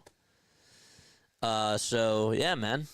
If one of my mods could post the Discord link or just type in like !Discord, it should. Yeah, there we go. Scott's on it. Scott is on it, man. It's like I can hit a fly ball out to right field and Scott's like, I got it. Or like Jane's like, I got it. And then D's like, nah, I got it. Like it's great. Shout out to all my mods. Larry's also a mod too. Neither pitcher's getting past the 6th, he says. The first pitch to Bryce Harper, swing and a miss.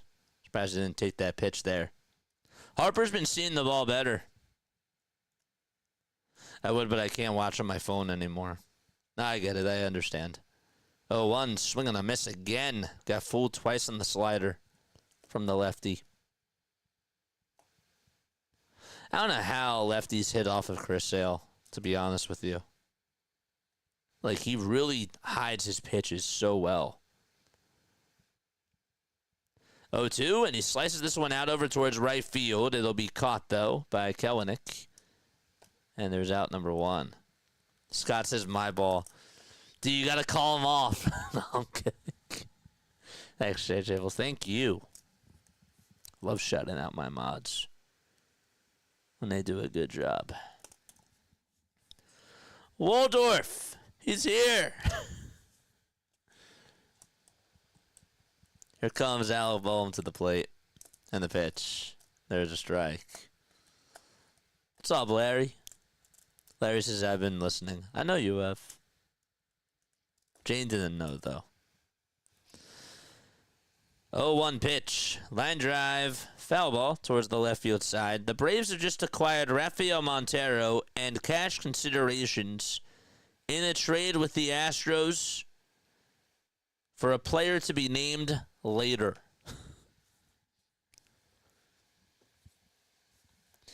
Did I forget to set my fantasy lineup tonight? I don't think so. 0-2 to Alec. Low and away.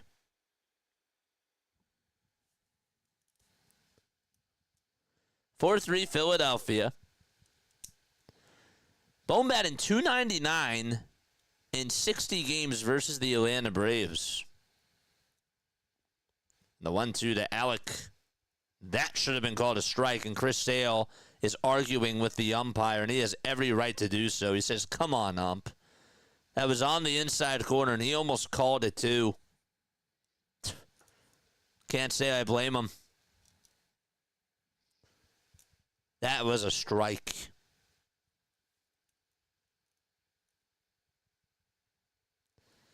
We never get those calls to go our way, though.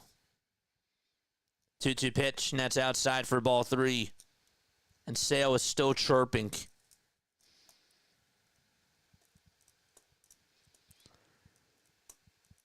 Three balls, 2 strikes, 1 out, top of the 5th.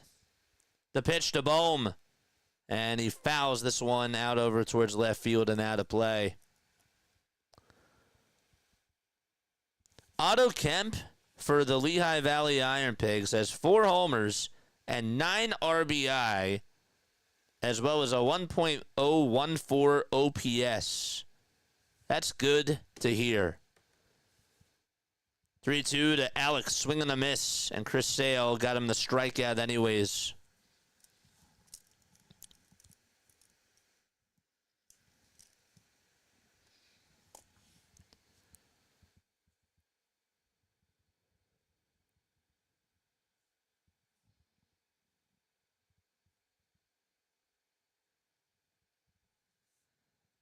Justin Crawford has a .316 average.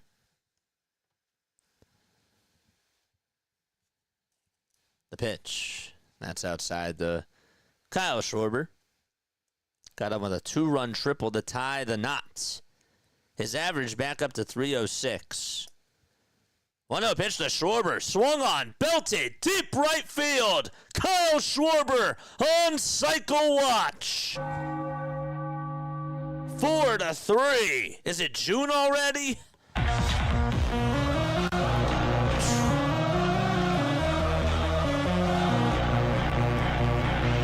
That was a goner.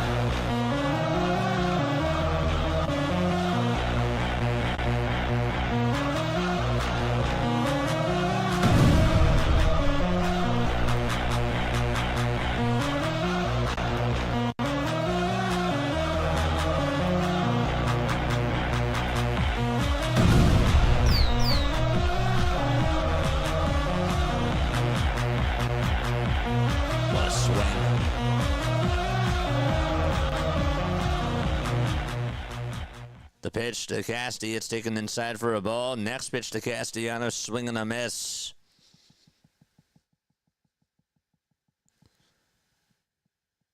Another 2-out run.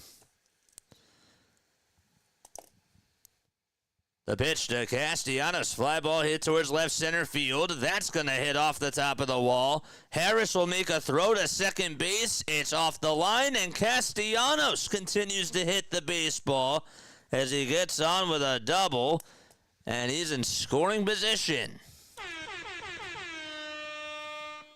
Okay. Good piece of hitting there. He's now 3 for 3 today.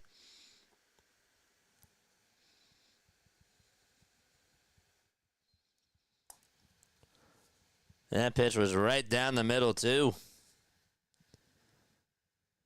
Too bad the table setters didn't set the table for Schwarber. Am I frozen? Don't tell me I'm frozen. 2 outs, top of the 5th.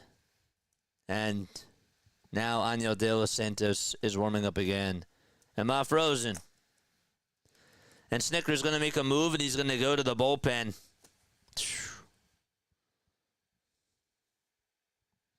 That's going to be it.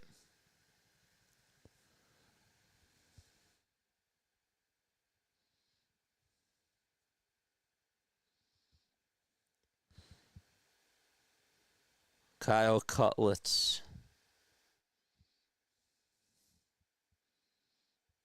Let's go.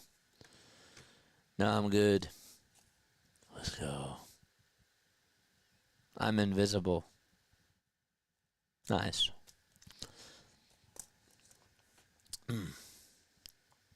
Not frozen.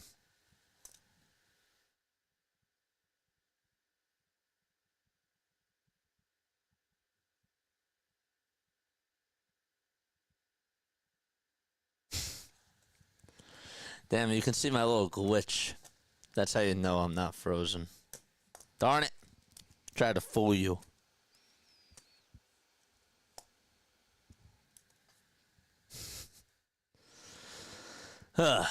Phillies did get to Sale today. Did they get to Sale, or is Chris Sale just in a slump? That's my next question. Douglas, thanks so much for the sub. And guys, hit the thumbs up button, hit the subscribe button as well, and turn on the bell icons. I may not always be looking at chat, so if I miss your chat, don't take it personally. We have 3 rules in this chat. Keep it clean, have fun, and no spoilers. And also don't insult anybody. We're not insulting the players. We're not insulting other people on this chat either.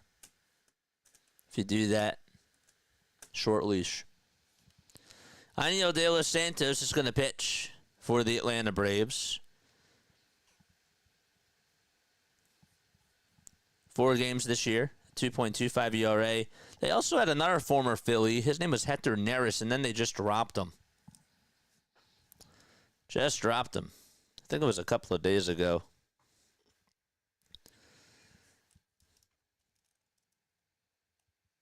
Phillies have the highest OPS versus relievers in all of baseball. 2 outs, top of the 5th. Sale only goes 4 2/3. The runner at second is still his responsibility. If he comes on in, that's an inherited run. The pitch. That's down for a ball. You're good. Just had to refresh. Scared me. That's one way to scare JJ. Is his screen frozen? That's how you scare JJ. Phillies legend Aniel De Los Santos.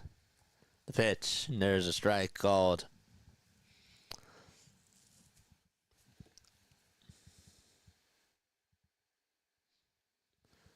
One ball, one strike to JT Realmuto.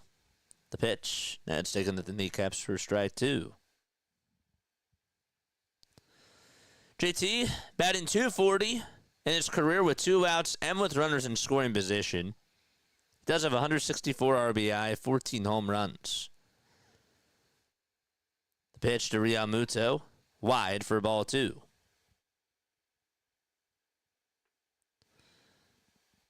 Schwarber's homer went 462 feet. Remember his moonshot that he hit last year when Ryan Howard was there?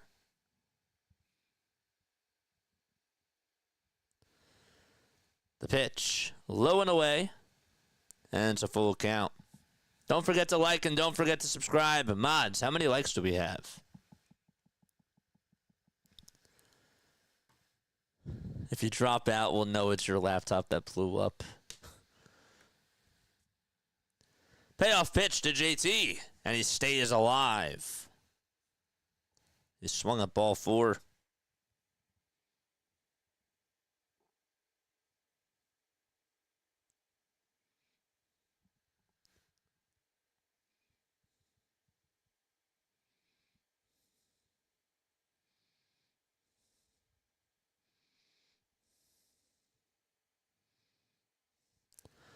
3-2 pitch. There's another foul ball. I remember Hector. Hectic Hector. You're down with OPS.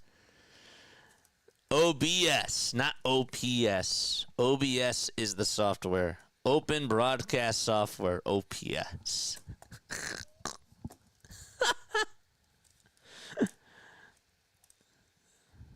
3-2 pitch upstairs for ball four. That is a joke that probably Waldorf would say. And that's going to put runners on over at first and second. And Edmundo Sosa is going to be coming on up to the plate. OPS equals other people's snacks.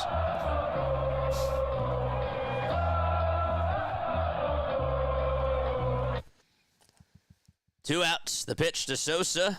Foul ball. No one remembers OPP. OPP, baby, you know me. Of course I know OPP. The song by Naughty by Nature. No swearing. Yep. 0-1. Strike two. It's at the kneecaps. Yeah, you know me. Yeah, of course. How could I forget about Naughty by Nature? We were at 68 pitches, 46 strikes. 0-2. High and inside for a ball. How many likes do we have, chat? How many likes?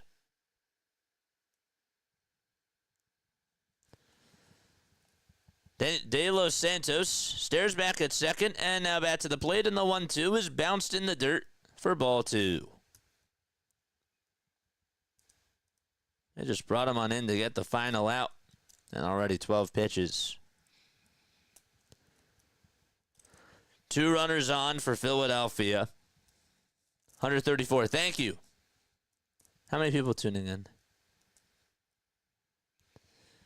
The pitch to Sosa. Swing and a miss. A slider right down Broad Street. And the inning is over. Phillies do get an insurance run from Kyle Schwarber. He is singled, he is tripled, and he is homered. We go to the bottom of the 5th. It's time for On This Day in Phillies History. 134 likes for 244 people tuning on in. Let's go, baby. Come on, we got to get to, I want us to get to 250 likes. I want that to happen. All right. You also have to remember, too, that some of these people that are tuning in are not human. They're what you call bots. So, got to watch out for that as well. 257 tuning in. I'm sure some of those are bots as well. We got On This Day in Phillies History. So today is April 8th. Okay. Did you know that in 1913, okay, the Athletics beat the Phillies 6-5 to earn the sweep in the 1913 City Series? Connie Mack's boys went undefeated that spring. Flash forward to 1969. Okay, here's something else. Don Money hits 2 homers and drives in 5 on opening day. His second home run was in the 9th inning, tied the game 5-5, and the Phils that day lost 7-6 to Chicago in the 11th inning on a homer by Willie Smith off of Barry Lurch. It's the only opening day walk-off win in Cubs history. The only one. And then last but not least, I'll do one more. Chase Utley in 2008 was hit by 3 pitches, which tied a major league record in a 5-2 victory over those New York Mets.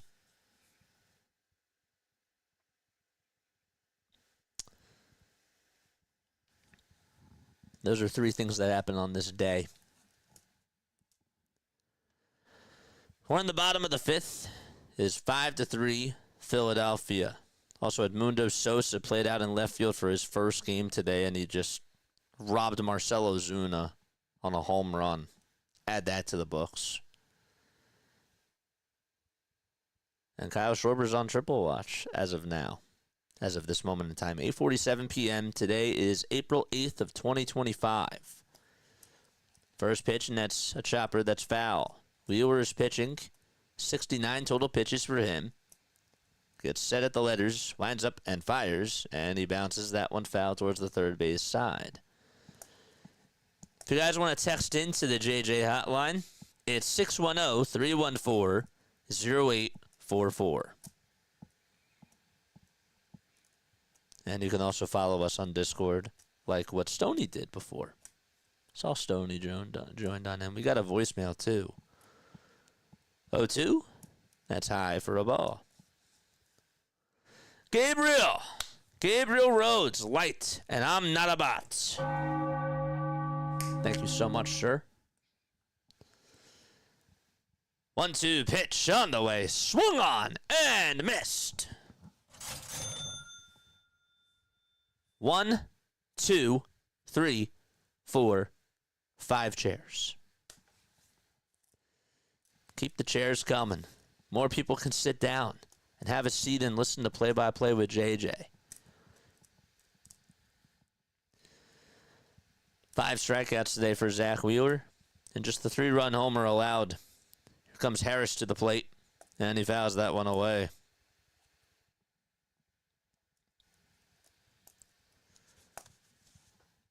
Phillies also play the Braves tomorrow, and on Wednesday, all are night games. Thursday, I should say. Pitch, ground ball, hit over towards Trey Turner, towards the shortstop side, and he bobbles it, and there's no throw over to first. That was a tough angle for Trey. It was sort of looped off the end of the bat, and they're going to rule that as an infield single, and rightfully so. I thought that he could have gotten a better chance to get it into his bare hand, but it would have been pretty difficult for him to throw him out. It went over Bohm's head, and then Turner backhanded it as he landed on the outfield grass. And as he tried to get it into his throwing hand, he bobbled it. Albies will pop this one up over towards the third base side. Bohm calls off JT, and JT, it's called off by Bohm. Bohm will make the catch. But I think it hit the net. Did it hit the net first?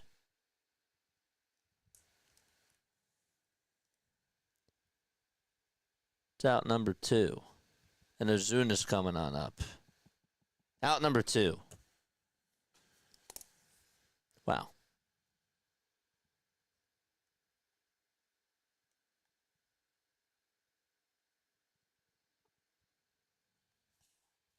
So yeah, it was 2 outs.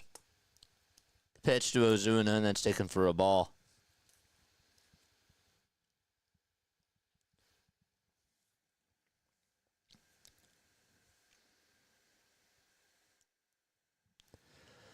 One 0 pitch. And that's fought off and hit over towards right field for a base hit. Harris is rounding second. He'll head on over to third base.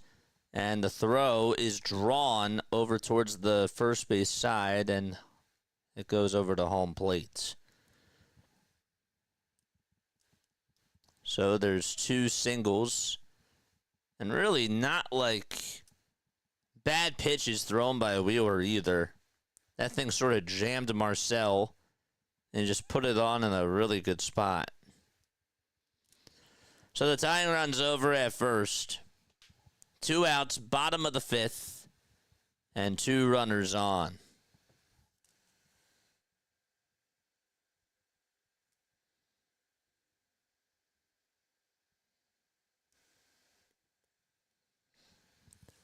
Now it's Olson who comes up to the plate. Lefty versus righty in the first pitch, fouled back over towards the first base side and out of play. Olson's average is at .219. He's batting .228 in his career with 2 outs and with runners in scoring position. Lifetime-wise against Wheeler, 7 for 32. Not good stats. 0-1 pitch. Strike 2 on the inside edge.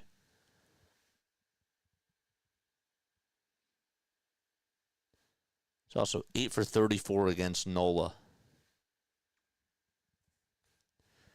Harris over at third. Ozuna at first. 0-2 pitch. Breaking ball. That's in the dirt. Phillies, by the way, are 7-2. The Mets are 8-3. Phillies would be tied with the Mets if the Phillies do hang on and win.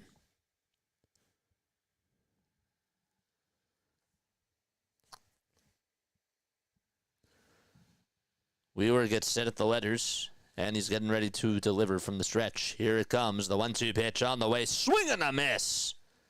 And the inning is over as Olson slams the helmet down. We've played 5 innings, and no harm, no done. Top of the 6th, 5-3 Phillies. I'm going to take a step off. Don't go anywhere. Be right back. And I will see you very, very soon. And before I actually do go, I want us to go raid Philly halftime. Okay? Let's go say hi to Philly halftime. Go raid him because he's great. Okay? Here's his link. Go over there.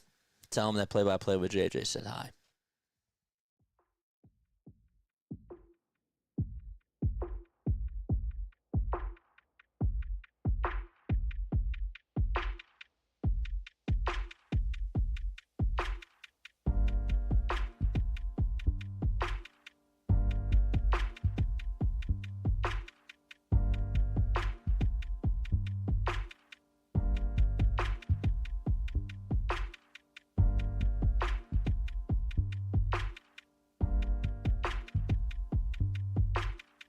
What is up, Dave? It's a play-by-play with JJ Raid.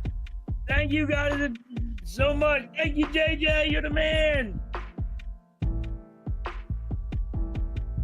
Appreciate you. Hey, what is good? Thank you guys so much. Appreciate you. Dan, thank you so much. What's good, JJ? Thank you guys so much. I appreciate you.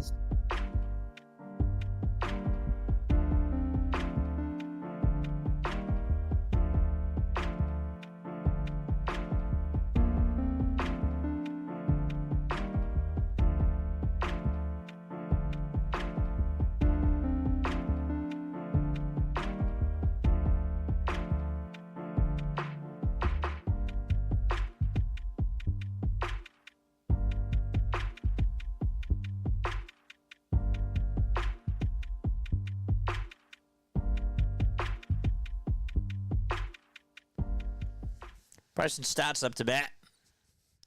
Top of the 6th inning. And the pitch. Strike 1. Just on the outside corner. Hit the thumbs up button and hit that subscribe button too. Stott is grounded out twice. 0-1 to Stott.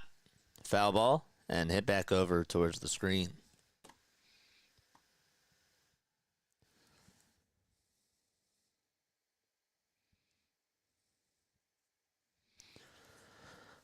Nothing in 2 is the count to Stott. We're in the top of the 6th. Bases are empty. Nobody out. And the pitch from De Los Santos, ground ball, rolled over towards the right side. Olson has it and tags the bag for out number 1.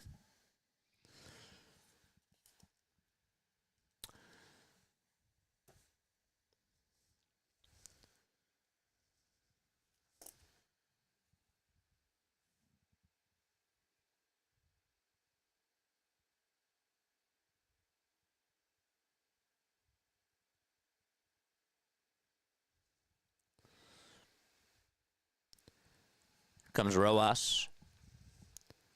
And Yohan stares at strike 1.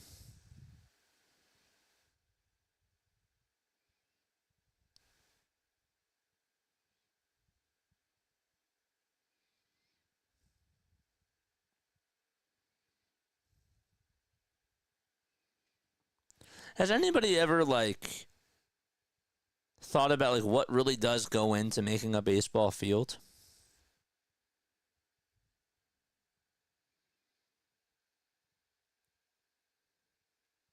0-1. And there's a foul ball, or like how to maintain a baseball field. Has anybody thought about that?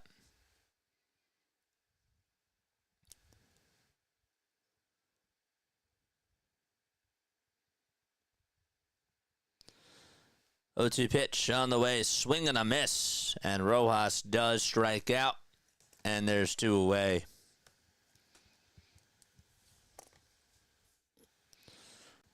There's actually like a whole thing that shows you how to make a baseball field.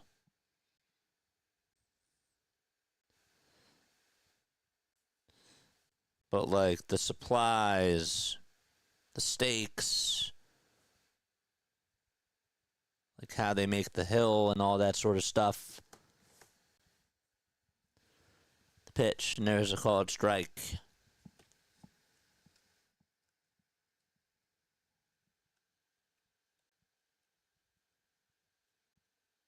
Nothing to 1 is the count. The pitch, swing and a miss.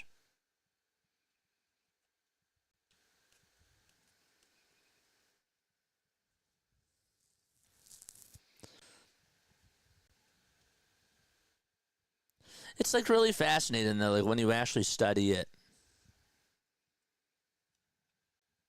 0-2. And there's a pitch that's down for a ball.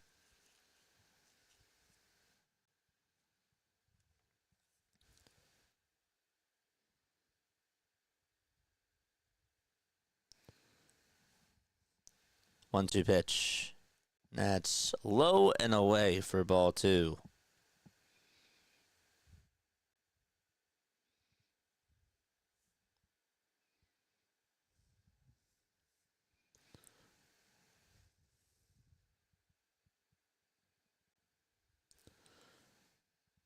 Two the tray. That's inside and high for ball 3.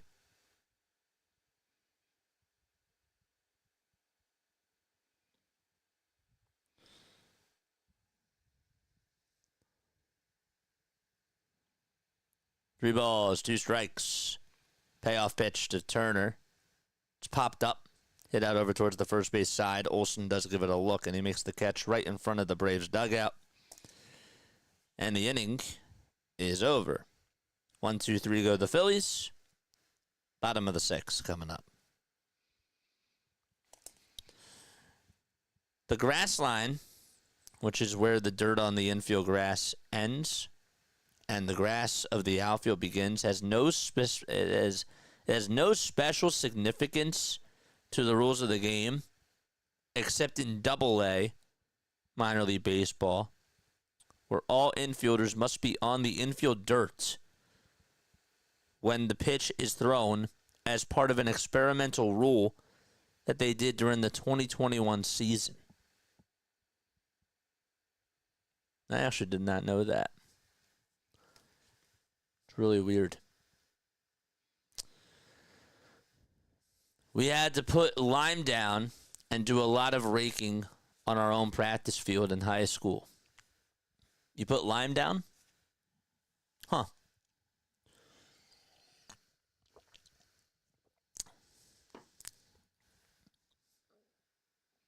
What's up, Nick?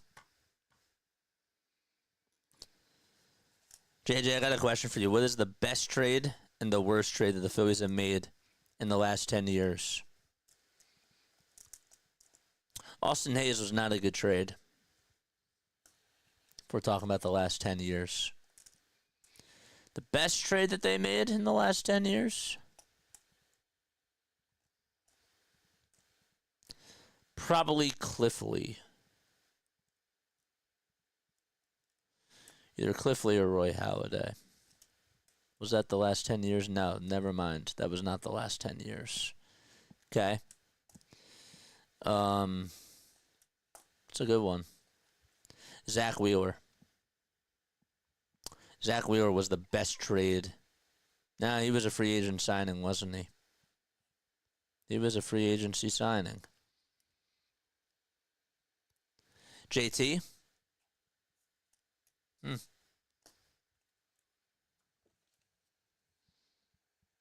Yeah, JT.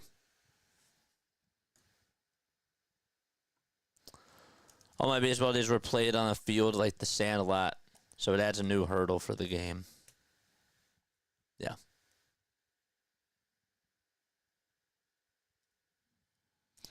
We're in the bottom of the sixth. It's 5-3 Philadelphia. In the pitch, and that's up high for a ball. Wheeler was a free agency signing. Jesus Luzardo was a very good trade. Already. Pitch, and there's a swing and a miss. Gene Segura. Was he a signing?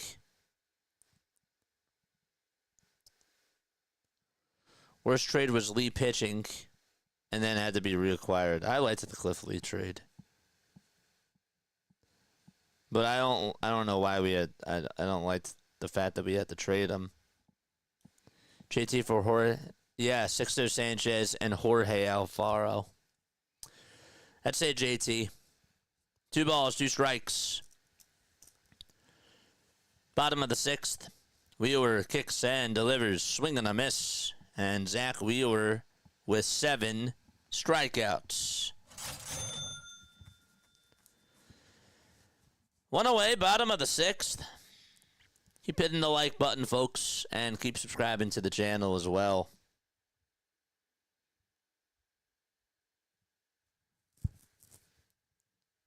Wheeler's done a fine job today.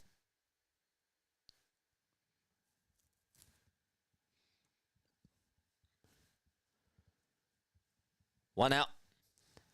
And the pitch. Strike 1. Just caught the inside corner.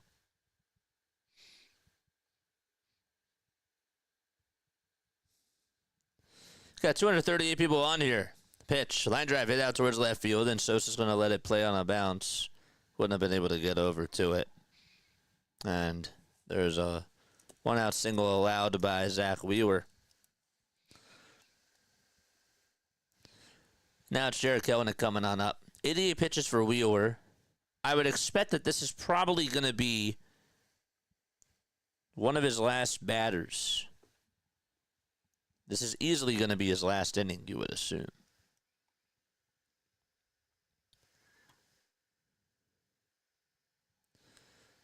Pitch. There's another foul ball. Guys are more than welcome to get back to the channel. Memberships, they are $2.99 a month. They are. We got 155 likes, 238 people watching. Continue to hit that thumbs up button. 0-1 pitch. Swing and a miss. Let's get to 300 likes. We're halfway there. We are halfway there.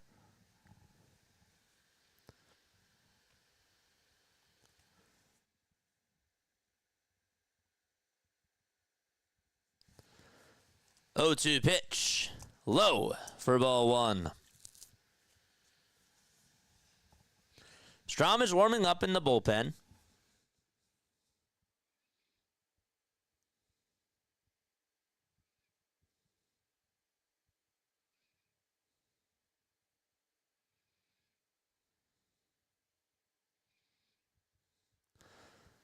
And the 1-2 pitch. Fly ball hit out towards right field. It's hooking foul, and thank goodness.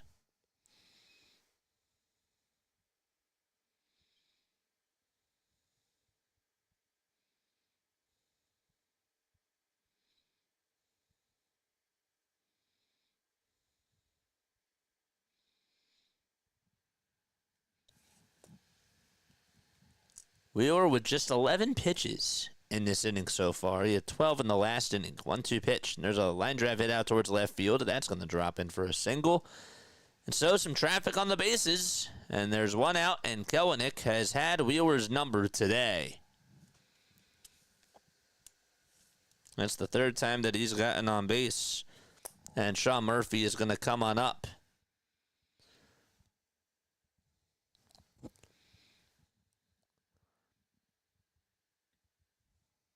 I think you got to take him out.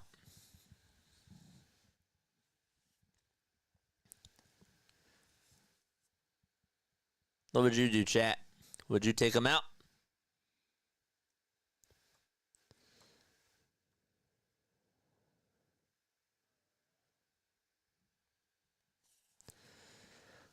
pitch. That misses inside for a ball.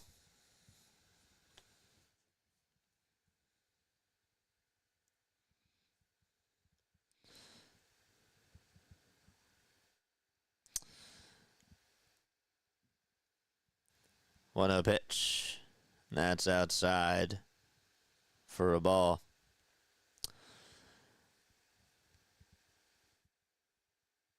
How about this? On this day 25 years ago, we got more cowbell. That's when the skit was out. 1-1, ground ball, base hit to left field. One run's going to score as the runner's going to round third and come on home to the plate. The throw is not in time. And it's a 5-4 ball game as Sean Murphy has driven in all 4 runs for the Braves. And Arcia is coming up. And Rob stays put for now.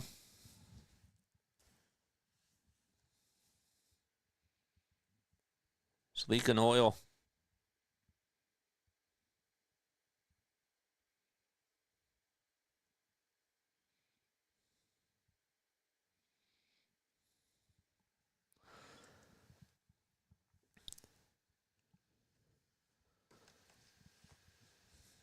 This is going to be his last batter because the lefty's up next. The pitch. That's high for a ball. Analytics versus eye test. That's all it is. 1 out, 1 ball, no strikes to Orlando Arcia. And the pitch on the way is a sweeper that's right down the middle for a strike. If he gets out of this, I will apologize.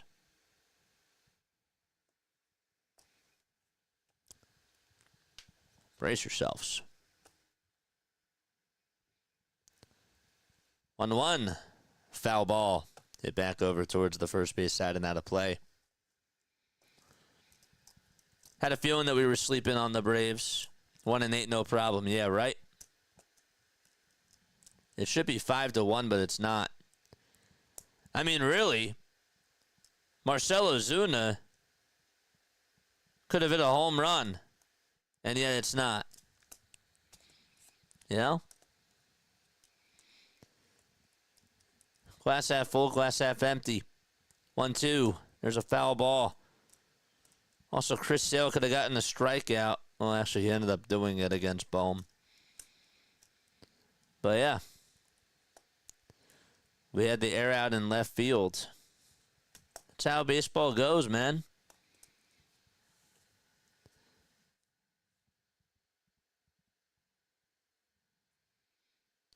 One, two.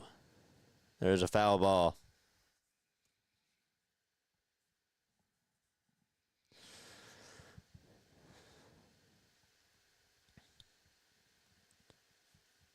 I'm happy that we don't play with robots. You know? Wouldn't be as fun. 1-2 pitch. That's high for a ball.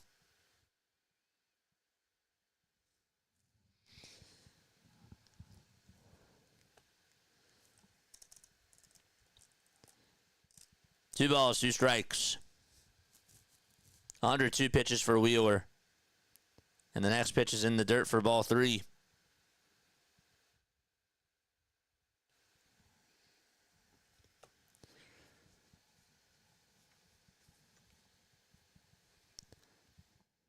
It's 5-4 in the bottom of the 6th. Harris waits in the on-deck circle. 2 runners on. Traffic on the bases. And the payoff pitch high for ball 4. And Arcia does a little bat flip. And that's going to load the bases. And that should be it for Zach Wheeler. As Rob's going to walk out, make his move. And there's bases loaded with 1 out.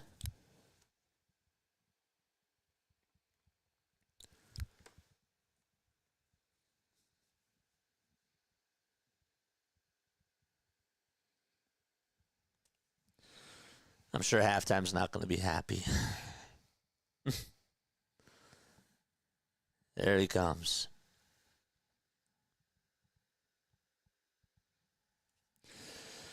Oh, boy. Still plenty of baseball left to go in this one. Am I right? 17 hits already and 9 runs scored combined. Make sure you guys hit the thumbs up button and hit that subscribe button as well.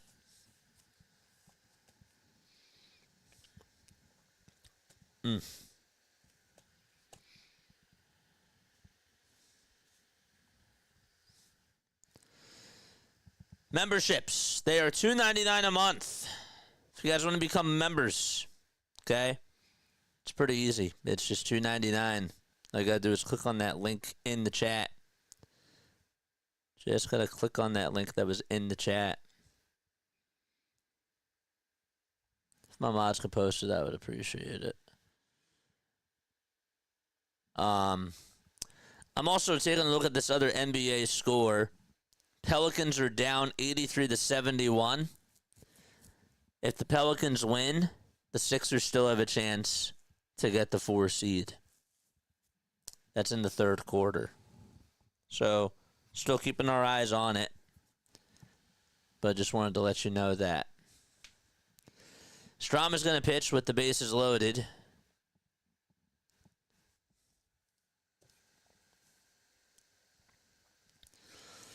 De La Cruz at third. Kelenic is at third. Murphy's at second. And Arcia is at first. And it's Michael Harris who's coming up to the plate. Ozzie Albies is up next.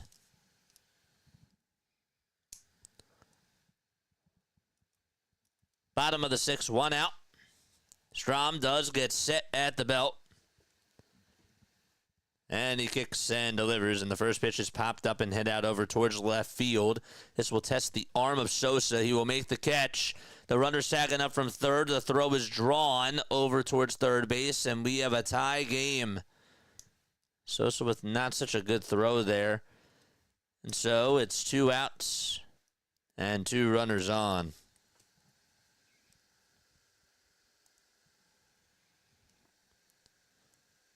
Five to 5.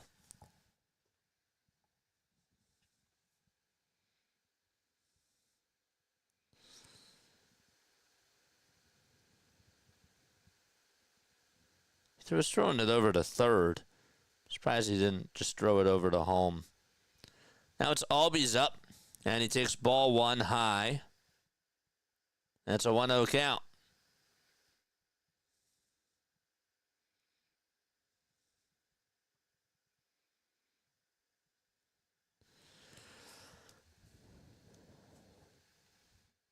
One a pitch. That was high, but it's a called strike.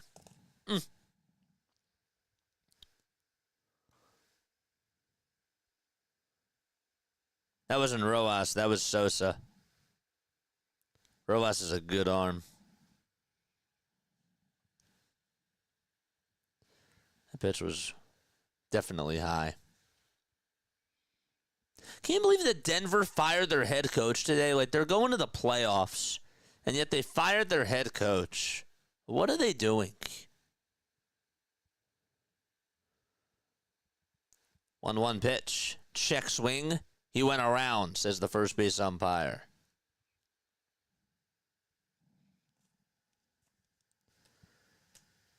Did I say Rojas? I'm sorry. I meant to say Sosa. Did I say Rojas? My bad.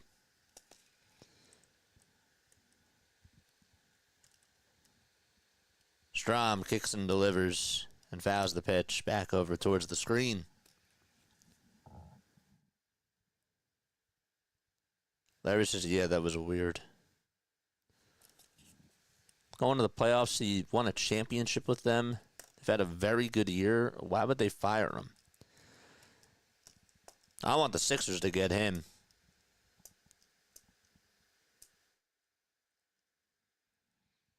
One-two pitch on the way. Swing and a miss. And Strom does get out of the inning. But the Braves do tie it back 5-5. Something behind the scenes that we don't know about. I just find it really weird because Taylor Jenkins was fired as the Grizzlies head coach, right? So that was kind of odd. And now we get this. Hey, Gabe, yep. All right, thanks for noticing, dude. Nobody else noticed it, but I'm happy you did. Ooh. Dodgers are down to their final 2 outs. Good for Strom.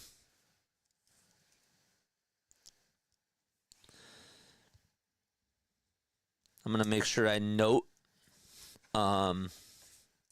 we were taken out too late.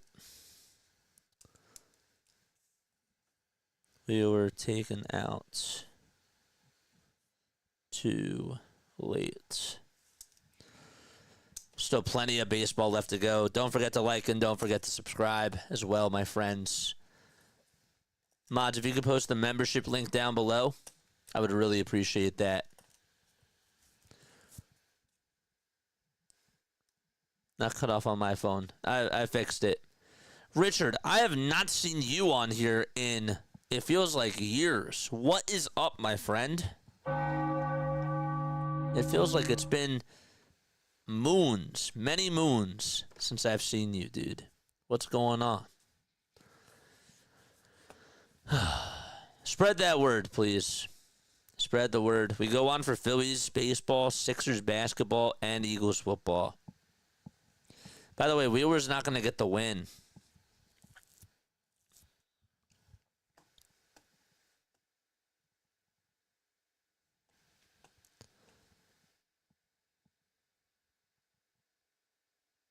Everybody gets no decisions. At the end of the day, KGB, you know what I care about? Wins. That's all I care about. Schwarber needs a double to get the cycle. Dylan Lee's going to pitch. Hell, I've been sick and busy with my farms. It's all good. It's good to see you, man.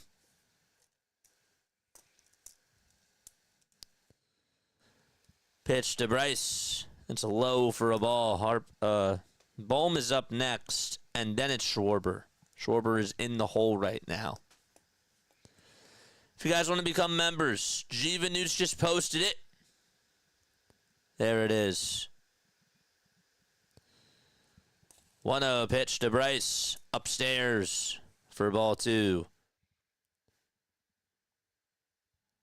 Gabe, if you could actually make a hockey for that, I would appreciate that, dude. That'd be great.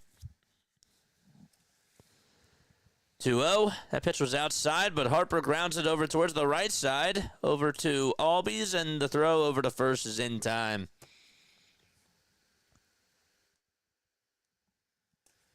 Thank you, same here. Yeah, we missed you for Eagles Super Bowl. 174 likes, 249 tuning on in.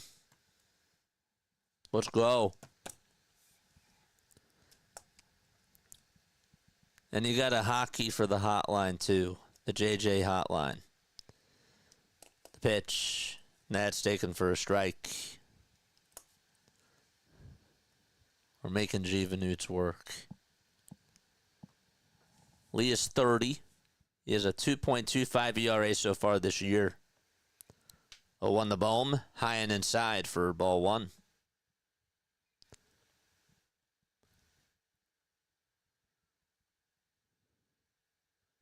Last outing against the Phillies, he only went a third of an inning. And that was on September 1st. Struck out the only batter that he faced on 3 pitches. 1-1, foul ball.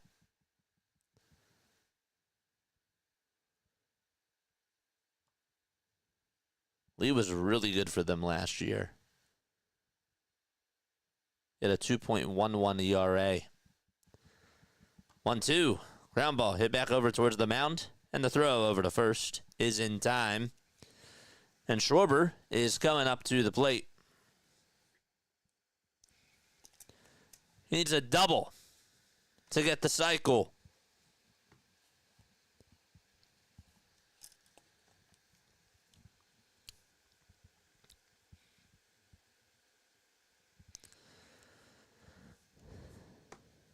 go, Kyle. Ohtani couldn't do it before. The first pitch to Schwarber is a slider. It's taken for a strike.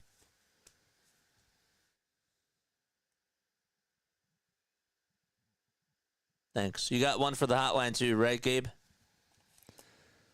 Oh, one to Schwarber. It's a check swing foul ball. Off the end of the stick.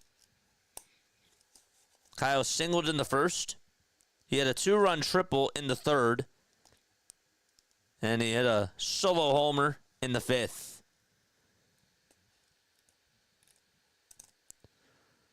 The ball is in 2 strikes to Schwarber. Lefty versus lefty. And the 0-2 is a breaking ball that's low and away. Good. Perfect. If you could also put another one in there for hotline, I would appreciate that too. Hotline means the same thing. Oh. 1-2. That's low and away for a ball. Sorry about that. I'll fix that too when I get a second.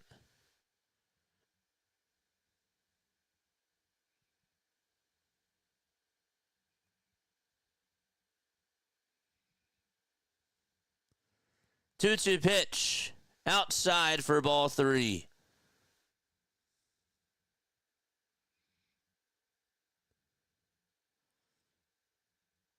There you go.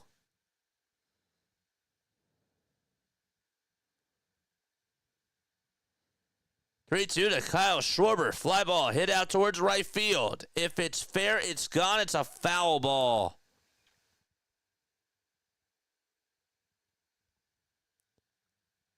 And it is.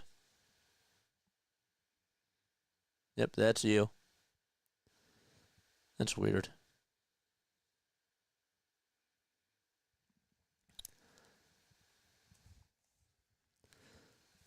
The payoff pitch to Schwarber. And it's down for ball 4. Another great at-bat by Kyle. He is locked in.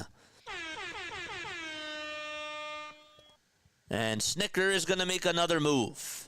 And that is going to be it for Dylan Lee. And we will have another pitcher coming on in for Atlanta. Very good question. What didn't I do?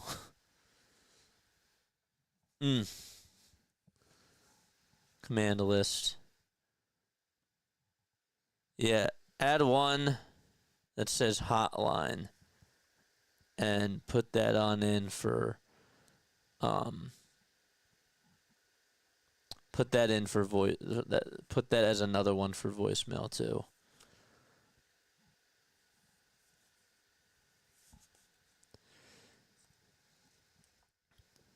Game-winning RBI double for Schwarber and the cycle. That'd be bittersweet. And Alvarado for the save. Don't forget to like and subscribe, baby. Chat's gotten a little bit quiet. Let's go, baby.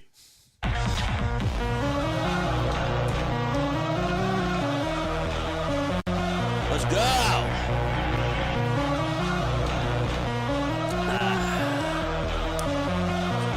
Wake up, baby.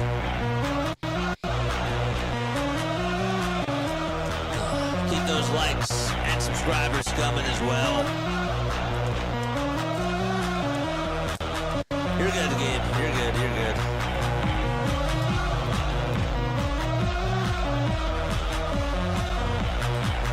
We're, 2.5 hours into this? Great. Very nice. We're 2 hours and 34 minutes into this. Great. This is our 1,000th live stream that we've done.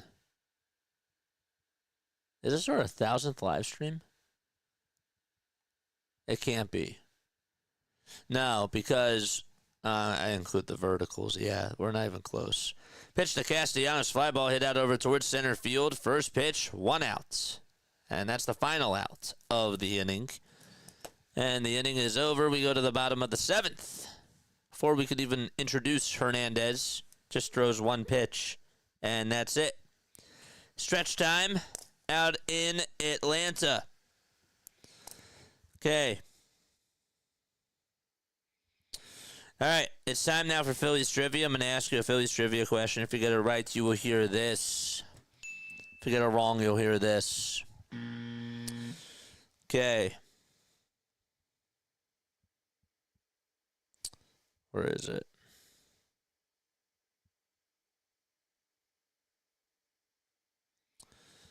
Veteran Stadium.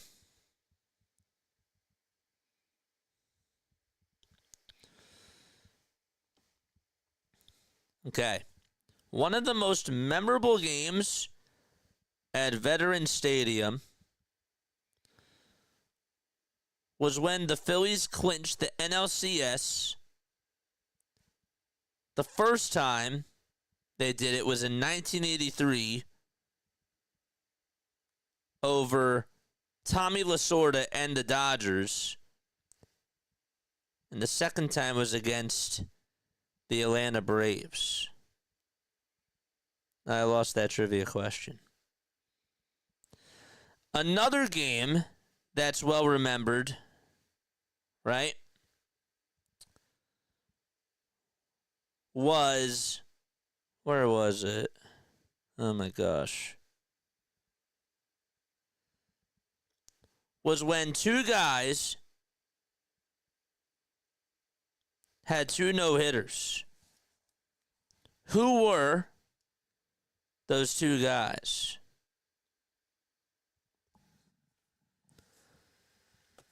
Phillies pitched two no-hitters at Veterans Stadium. Who were the two guys that pitched the no-hitters?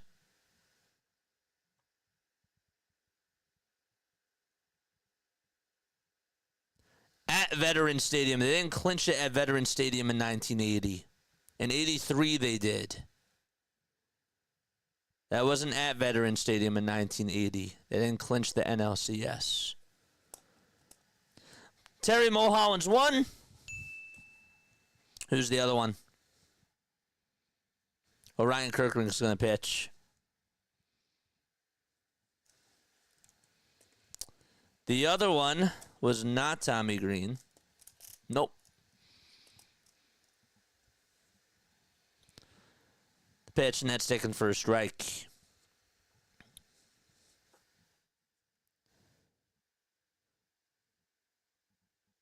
Steve Carlton, no.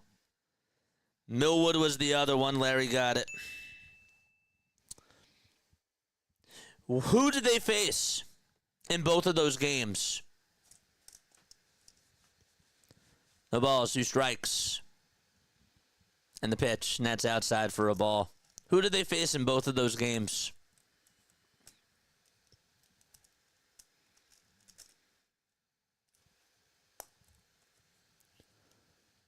One, 2 to Marcel, and there's a foul ball. Wasn't against the Braves, Larry. Nope.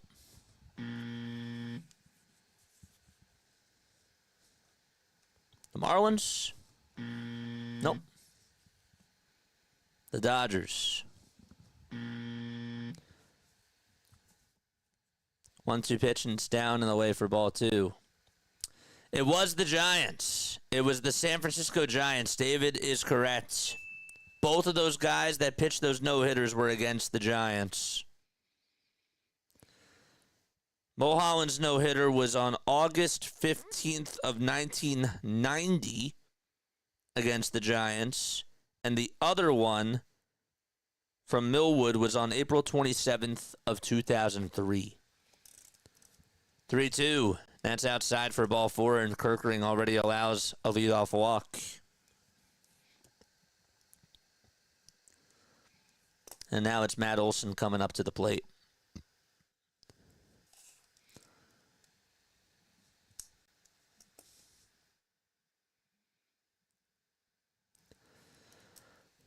Olson tonight, a ground out, a fly out, and a strikeout. And he stares at a sweeper that misses outside for ball 1. Would you have went to Orion here?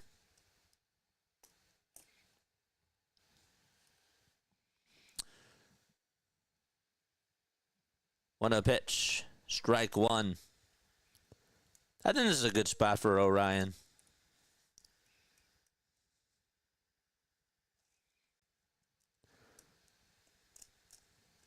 The 1-1. Just outside for ball two. Long game. It's 2.5 hours. Game started at 7:15. 2 hours, 15 minutes. 2-1 pitch. And it's a wild pitch. It gets away from JT. And the go-ahead runs over at second.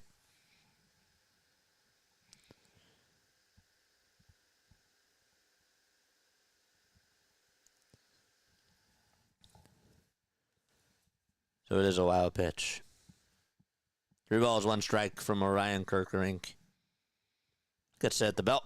And the pitch. Foul ball just landed off at the end of the bat of Olson's.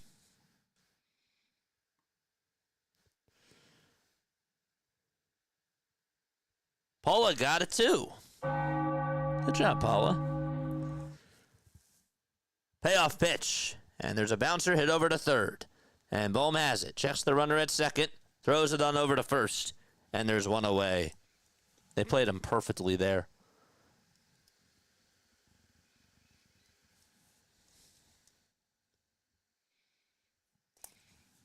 $269 watching and only 179 likes. Got to get to 300. I guess the only way we're going to get it to 300 is if it goes into extras. Comes Riley.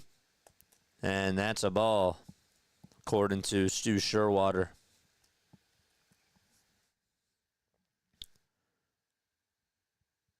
All supers go to the top. 1-0 pitch. It's grounded foul.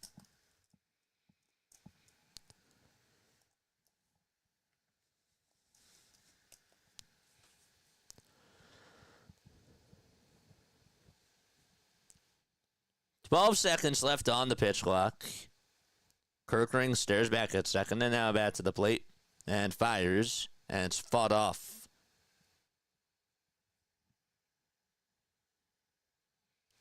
One and two is the count to Austin Riley.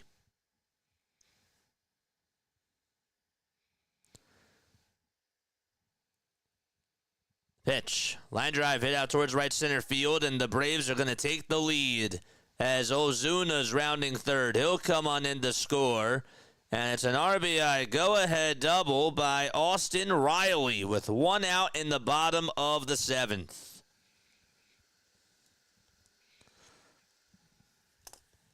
Good piece of hitting by Austin. See where this pitch was. Yep. Just over the plate. And Riley got it off the end of the bat. Got a good piece of the barrel on it, really. And 6-5 Atlanta. And Caleb Cotham is going to have a conversation with Orion here.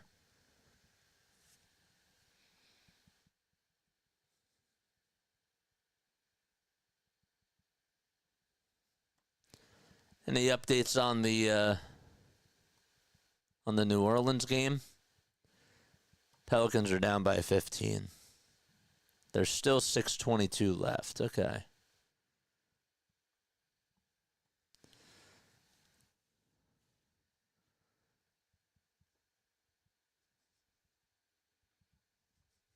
De La Cruz waits on deck.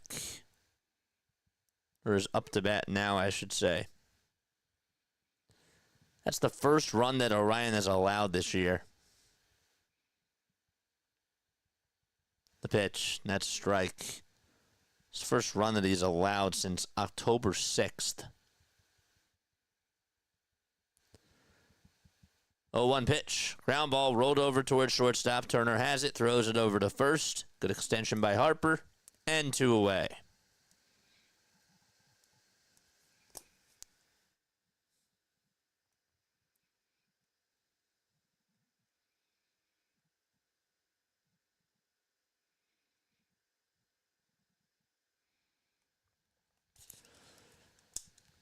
Still baseball left. Not worried. The pitch. There's a strike. taking at the kneecaps to Jared Kelenic. He's had our number today. 0-1. The pitch. Inside. 28 more subs, so we get to 5,300. Let's keep going.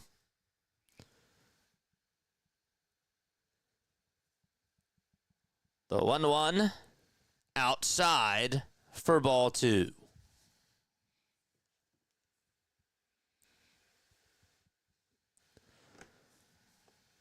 Two balls, one strike. Kirkering looks back at second. And back to the plate, back to second again. And throws it outside for ball 3.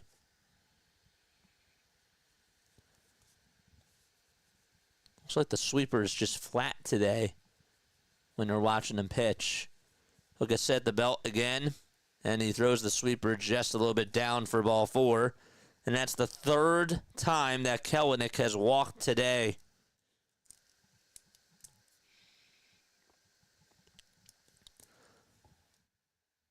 Tanner Banks warming up in the pen. My assumption is that he would probably face Harris if that's the case. Now it's Sean Murphy. And he stares at strike 1.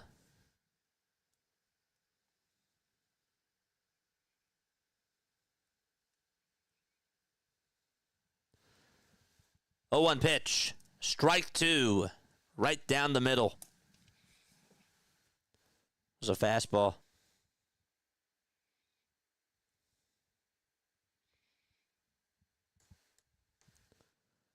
0-2 pitch. Check swing, ground ball, hit over towards first base. Harper has it. Kirkering covers the bag.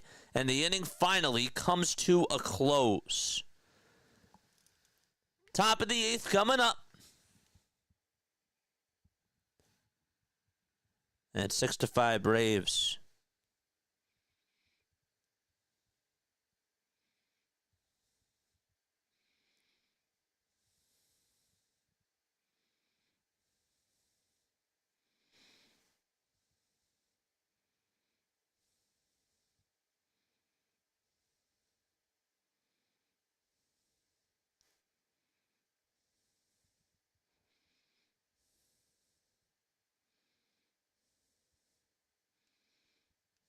Okay.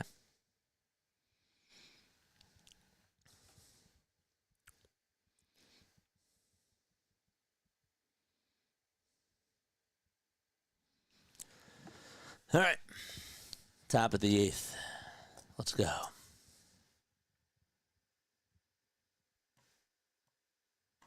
If we lose, it's on Rob tonight.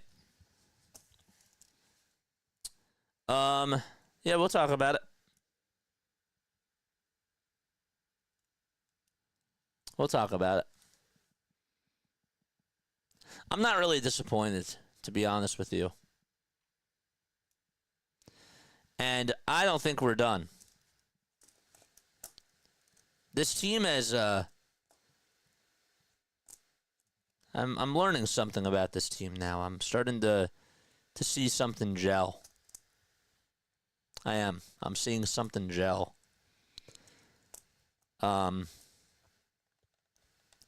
My complaints are still valid about Rob Thompson. But I'm not going to be mad if we lose this game. I'm really not.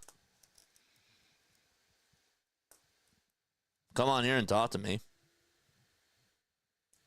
If you guys want to. But I'm being a little bit level-headed today.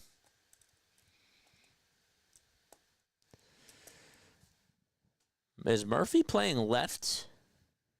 Is that what's going on? Oh, Eli White's playing left now for Brian De La Cruz.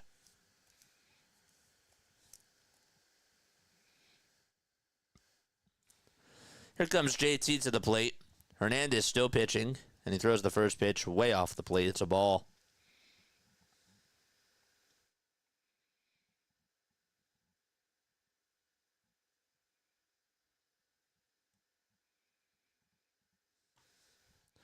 I'm with you there. Oh, I'm totally with you there, hardcore. The pitch. And there's a called strike. I'm with you. You're right. 1-1 pitch. That's outside for ball 2. But also, what about Johan Rojas for not making that catch? Shouldn't he be part of the blame too? 2-1, ground ball, hit over towards shortstop. Arcia has it, throws it on over to first, and 1 away. We'll talk about it.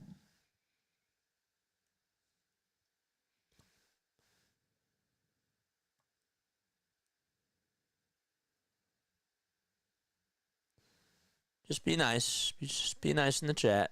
We can disagree. Play cool.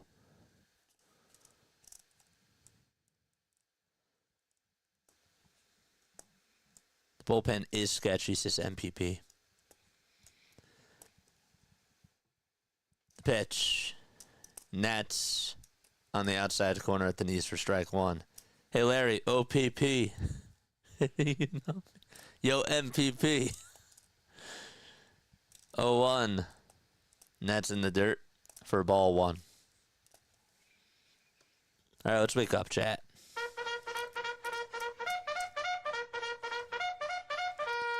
Charge!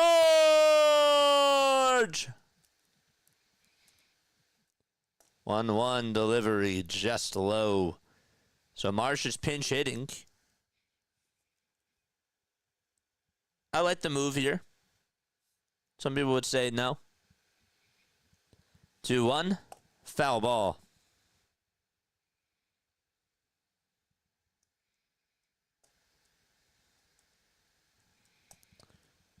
It's 2 balls, 2 strikes to Brandon Marsh. Nobody's on base. And there's 1 out. And a pitch to Marsh. Swing and a miss on a high fastball. He's down on strikes. And Bryson Stott is going to be coming on up to the plate.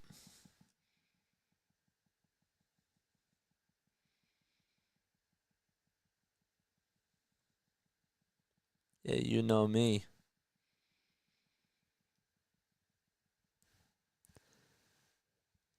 Pitch to Stott. That's a called strike.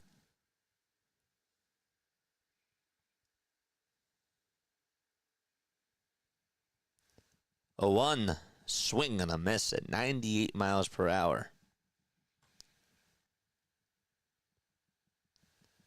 Daisbel Hernandez had a 6 ERA coming into today, but did good in his first 3 outings, just not so good in his last outing. That was against the Dodgers. The pitch, way up high. 25 more subs till we get to 5,300. 1 to the Stott, swing and a miss. Good morning, good afternoon, and good night. And we go to the bottom of the 8th. Phillies trail 6-5.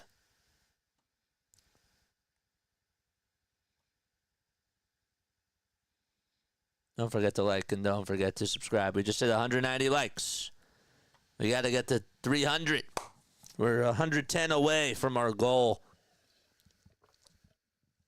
110 subscribers away from our goal. Don't forget, we got a post-game show.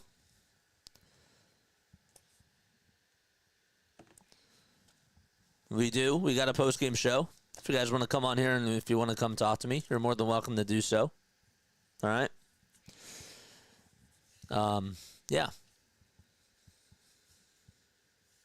Yeah. We'll talk about some more stuff. How do we get here, JJ? In case you are just tuning on in, I'll tell you this. Okay, the Phillies, it's been a back-and-forth game, to be honest with you. Both teams have 9 hits. The Braves have scored 6 runs. Phillies have scored 5 runs. Chris Sale went up against Zach Wheeler today.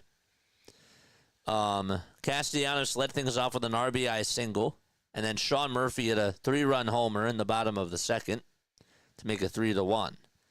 Kyle Schwarber then had a 2-run triple in the top of the 3rd to tie it up 3-3. Castellanos had an RBI double out over to center, and Schwarber scored to make it 4-3. And Schwarber homered to make it 5-3 Philadelphia in the top of the fifth. Sean Murphy would then get a RBI single in the bottom of the sixth, and then Harris would tie it up 5-5 on a sac fly in the bottom of the sixth. And Riley gave the Braves a 6-5 lead in the bottom of the seventh on an RBI double that would score Marcell Ozuna. That's all your scoring for today so far. So, we'll go into the bottom of the eighth. When the Phillies are up in the top of the ninth, they will have 9-1-2 due up in the batting order. They've gotten no production today from 6 to 9. All their hits have come from 1 through 6 or 1 through 5. Banks is going to pitch. He'll face 9-1-2 in the order for Atlanta. And the first pitch is a line drive down the left field line. That's a fair ball. Marsh will backhand it. And Arcia will head on over to second base. And he gets on with a double to start off the bottom of the eighth.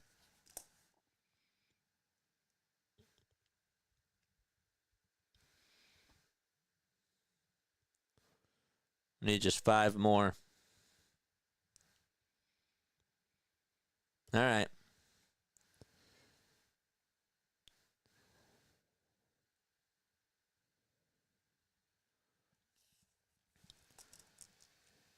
Here comes Harris in the box. And the pitch. He takes it just down for a ball.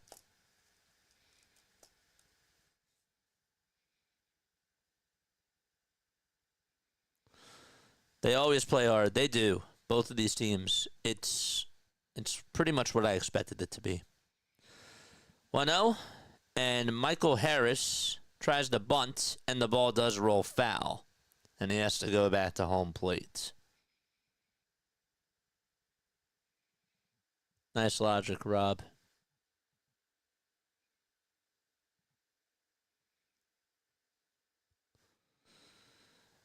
Ugh. Everybody's so down in chat.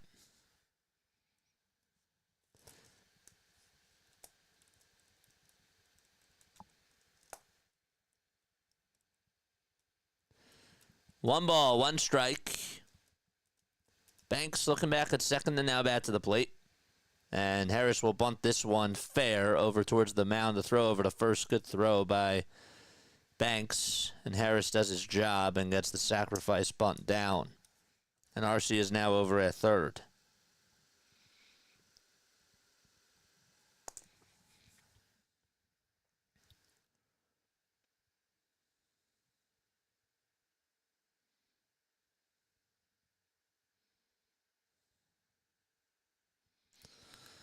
Comes Ozzie Albies, hitting on the right side.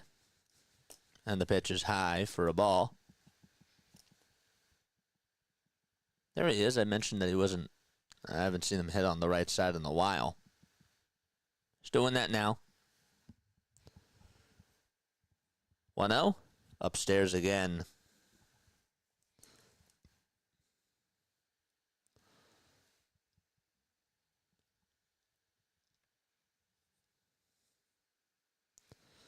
Two balls, no strikes. Banks kicks and deals. And it's high again for ball 3.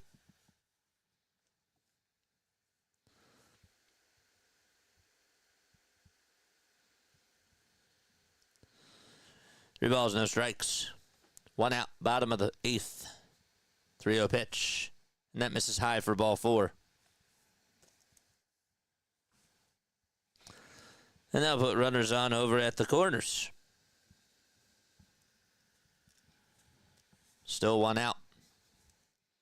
And Ozuna's up.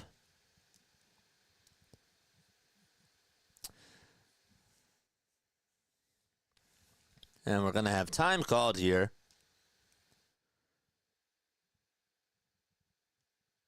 And JT's going to go on over signs. Double play would be great here for Philadelphia.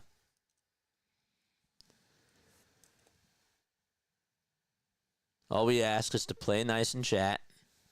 Pitch, and that's going to get away from JT. And there's no throw over to home. and everybody's safe. It's 7-5. Took a weird bounce off of the backstop.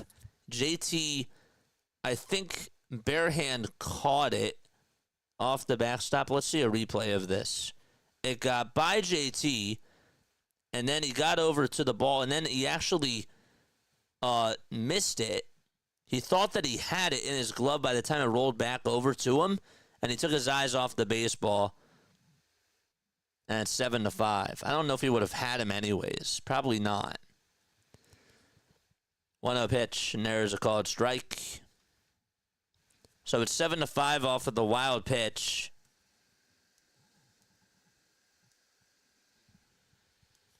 That also gets rid of the double play as well. 1-1. That misses down for ball 2.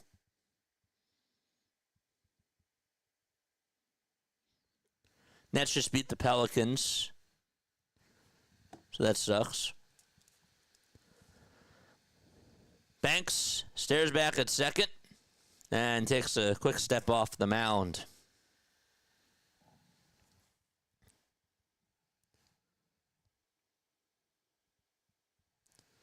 Two balls, one strike. And the pitch to Ozuna. Line drive off the glove of Bohm. The throw over to third. Got him! Nice play by Trey. That's going to go down as a 5-6-5 fielder's choice. That thing was scorched off the bat. And Turner was there to back up Alec. And they communicated perfectly. They did. They communicated very well. Streamer is on, my friend. It's on.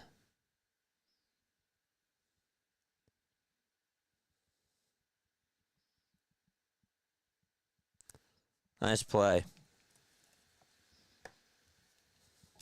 Good play by Trey. Really. 2 outs and a runner on over at first. 5-6-5. Fielder's choice. Here comes Matt Olson. And he takes ball 1 wide.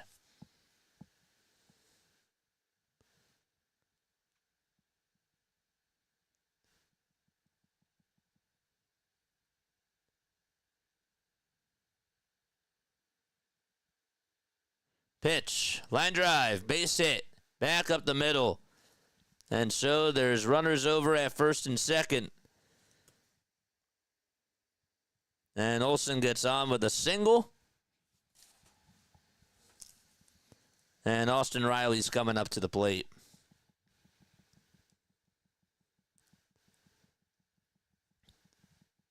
Braves 7-5. Thanks, chat. If somebody's asking the question and I don't get to it, just answer it for me if you can. Comes Riley to the plate, then he stares at strike 1, even though it was a little bit high. Iglesias is warming up in the bullpen. Know that Harper has had a lot of success against that guy. 0-1. There's a foul ball back over towards the screen. Curious to see who's going to pinch hit for Rojas in the bottom of the 9th.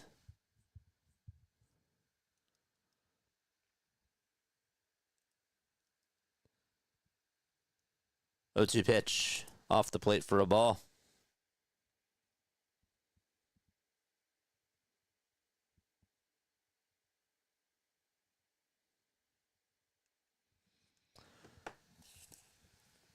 Banks kicks and deals.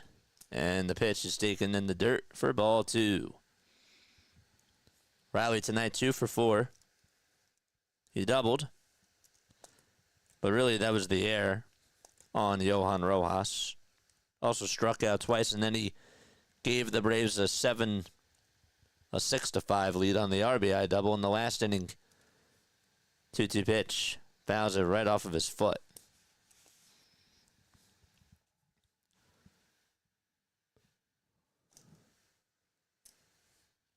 Braves are 1-8 to start off the season. They're 1-1 at home.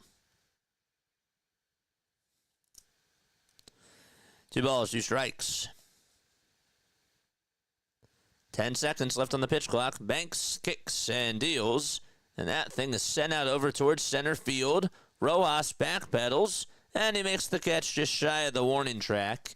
The inning is over. The Braves, they get an insurance run thanks to a wild pitch. And it's time to go to the ninth inning. 9-1-2 due up in the batting order for Philadelphia. Okay. Hit that like button, folks, and hit that subscribe button as well.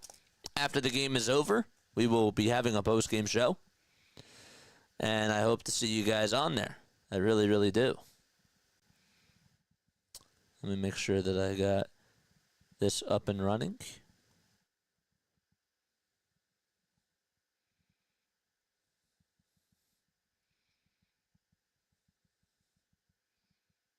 Scripts.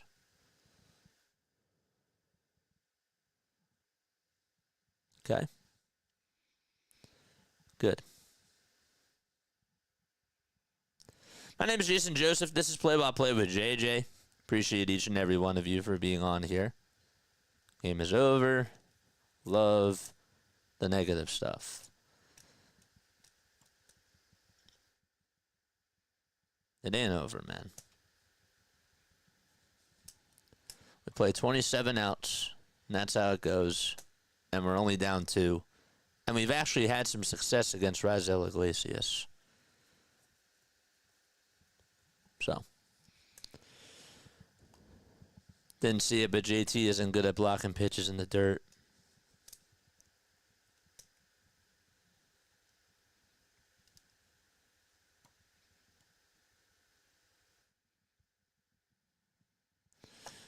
Yep. Can't win them all, folks. That's the truth. The thing that's concerning, and again, like we'll talk more about it in the postgame, this bullpen is a problem. The way that Rob managed the bullpen today was a problem.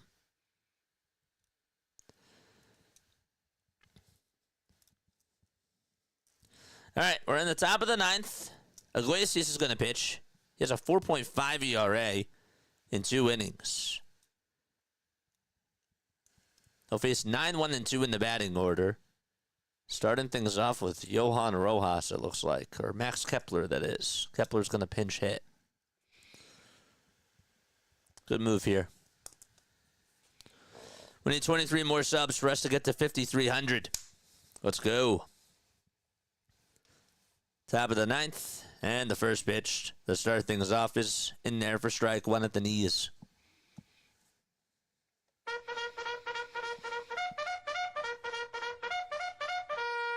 Charge. 0-1. That's high for a ball. Again, if you are being disrespectful in chat, bye-bye. 1-1. Check swing. Did Kepler go? And they say yes, he did. And the count is now 1-2.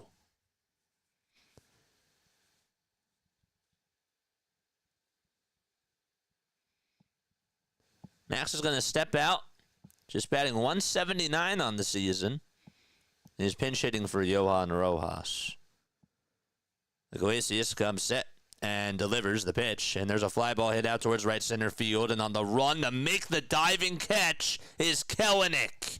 Oh, that was an incredible catch by Jared Kelenic. And there's one away.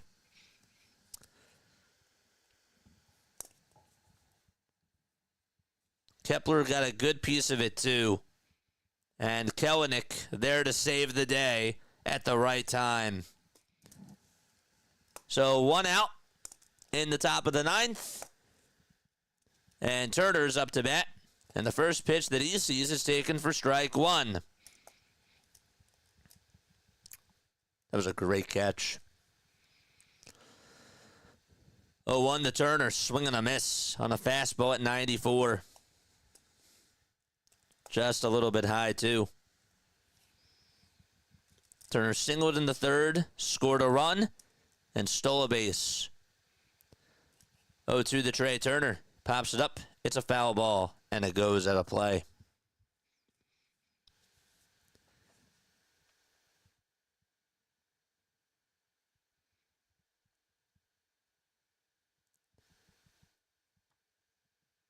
Trey 3 for 6 against Iglesias.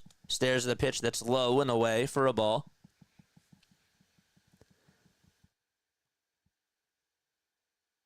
He's hit 2 homers off of him. 1-2 to Turner. And he pops it up out over towards shallow center field. Harris is there. He'll make the catch. And the Phillies are down to their final out.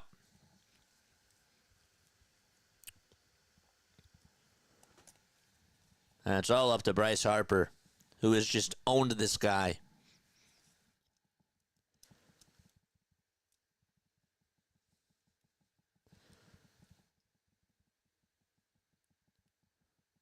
Harper's up, and then it's Alec Bohm.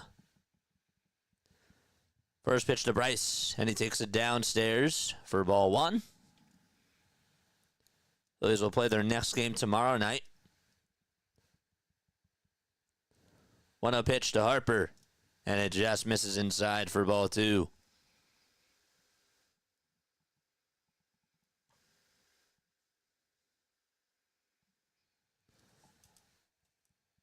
Two-0 pitch. Low and inside for ball 3.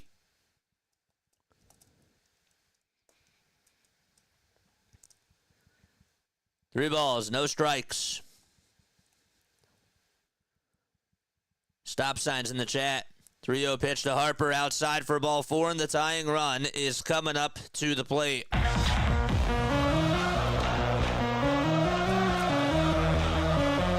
wanted nothing to do with him.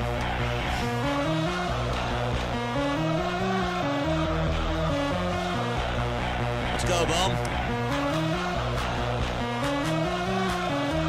Let's go, chat. Come on. Iglesias with the first pitch, way up high and inside for ball 1, and Harper is at second now on the defensive indifference.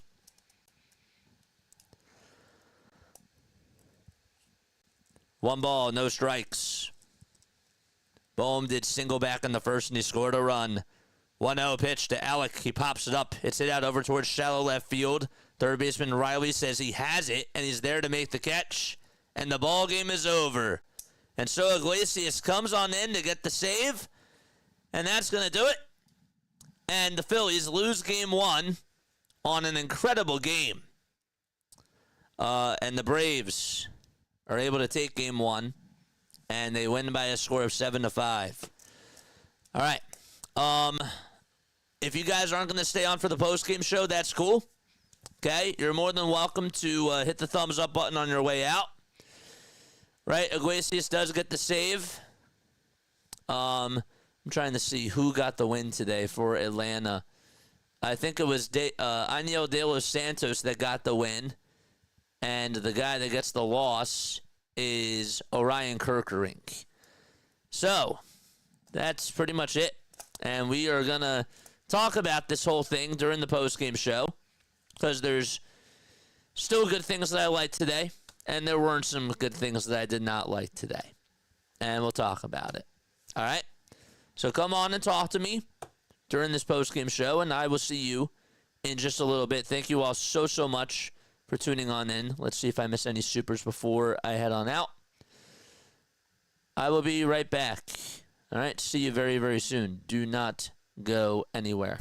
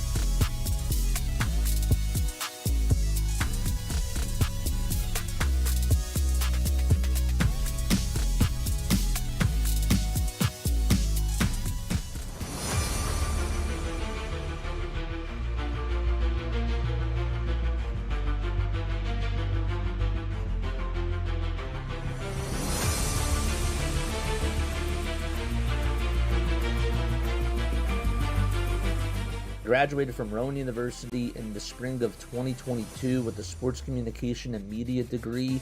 I got to actually call minor league baseball and G League basketball games while I was in school. And then I graduated, and as soon as I graduated, I went to NFL Films in Mount Laurel, New Jersey. And as much as I loved that experience, I missed putting on the headsets. I decided, you know what, talk is cheap. I have a laptop that's in my house, and so 21 months later, here we are, still on YouTube, calling games and building an incredible, loving community on here with the people that I call my Philly freaks with a capital P and a capital H. We go live for every single Phillies, Sixers, and Eagles game, and we do it like old school radio play-by-play style. I'm Jason Joseph, and this is Play-by-Play with JJ. I showed a swung on barrel. Get out to right field. Bye-bye baseball. That baby is long gone. All right. I will get to all your thoughts, and we'll talk about this game, because this game was just like damn, okay? It was a stinger, and it came down to the wire, but, you know, did we blow a lead a couple times? Yeah, we did. And we'll talk more about it, okay? Hit that thumbs up button. Hit that subscribe button as well. Make sure that you turn on those notification bell icons too, and that way you'll know when we go live. And yeah, if you guys want to come on and talk to me on Discord, you're more than welcome to do so. I am taking phone calls as well. The phone number to call on into the show, 610-314-0844. You can text or you can leave a voicemail message as well. You can do all that sort of stuff. All right. We're going to talk about this, okay? This game was very wonky. This was a very weird game. There were highs and there were lows, okay? Zach Wheeler, we'll get to his performance. This did not go how I expected it, but this was a classic Philadelphia Phillies, Atlanta Braves type of a game. It was, okay? You had dramatics. You had a thriller. Like, this was... If we come out on top of this, we're feeling so high. We're feeling so good about this type of a win. But we're on the other side of it. And so we lost. I can't blame the offense on this one today. I'm not going to go there. Were there some at-bats that I would like to have back? Absolutely. 1,000% there were. I thought it was funny how the bottom of the order really has been carrying you throughout this whole entire season. And yet, today was the top of the lineup. And really, the 4 and the 5 hitters today that did all the damage. Casty and Schwarber combined were 6 for 7 today. And yet, still wasn't enough. It still wasn't enough. And you couldn't get that W today. Edmundo Sosa had a phenomenal catch. I'm going to get to the good first. Sosa had an incredible catch. I do not want that catch to go unnoticed. Okay? He had a great catch out in left field. That thing was awesome to watch. There's not a lot of guys that have taken away home runs like that on this team. And he did that. Last time it happened was Cal Stevenson. He did it last year. Marsh and Rojas did it too, I believe, at one point. But that was a great catch. He brought that thing right back on in, and that was awesome to watch. Okay? I'll take that as a positive. The negative, I'm staying on the positives first, and then I'm going to get to the negatives. Schwarber and Castellanos were great today. I thought that they had really good at-bats. I loved how in the first inning we were able to take on Chris Sale, and we got to him early. Like, that was the goal for me, was to get to Chris Sale early on. And so, Turner strikes out on 6 pitches. Harper strikes out. And then we get these 2 out base hits from Bohm, Schwarber, and Castellanos. I liked that. I thought that was good because this team usually doesn't get off to the best start. And I'll take that. Cassie had a nice hit back up the middle in that inning. And then in the 3rd inning, I loved how we played small ball there. Trey got on with a single. Harper got on with a single, and after Bohm flied out to left, they do a double steal. Okay? Last year, this ball club doesn't do that. They've been doing that consistently this year. You got to give them that. They are playing more small ball. I see more of a sense of urgency from the offense when it comes to trying to produce runs. I don't know, okay? I'll say this. Do they tense up the bats? Yes. But they are really trying when I see them on the bases. For the most part, they've been playing better small ball. And they're trying to set that table up for the big play. And Schwarber had a nice 2-run triple out over towards center field. And that caused pressure on Chris Sale. That was a big hit in that inning. Castellanos follows up and gets on with an RBI base hit too. And we're thinking, you know what? We got this. We're good. We're fine. This was after we lost the lead to the 3-run homer in the bottom of the second and the error that Rojas made. Okay? I thought that we scratched and clawed offensively today. In the 9th inning, Kepler comes on in the pinch hit. Kelenic makes an incredible catch. We've done that to the Braves. We know what that feels like when Ronald Acuna Jr. is up with the bases loaded and we have a nice catch, a nice game-saving catch to take the heart and souls out of them. That happened to us. That's baseball.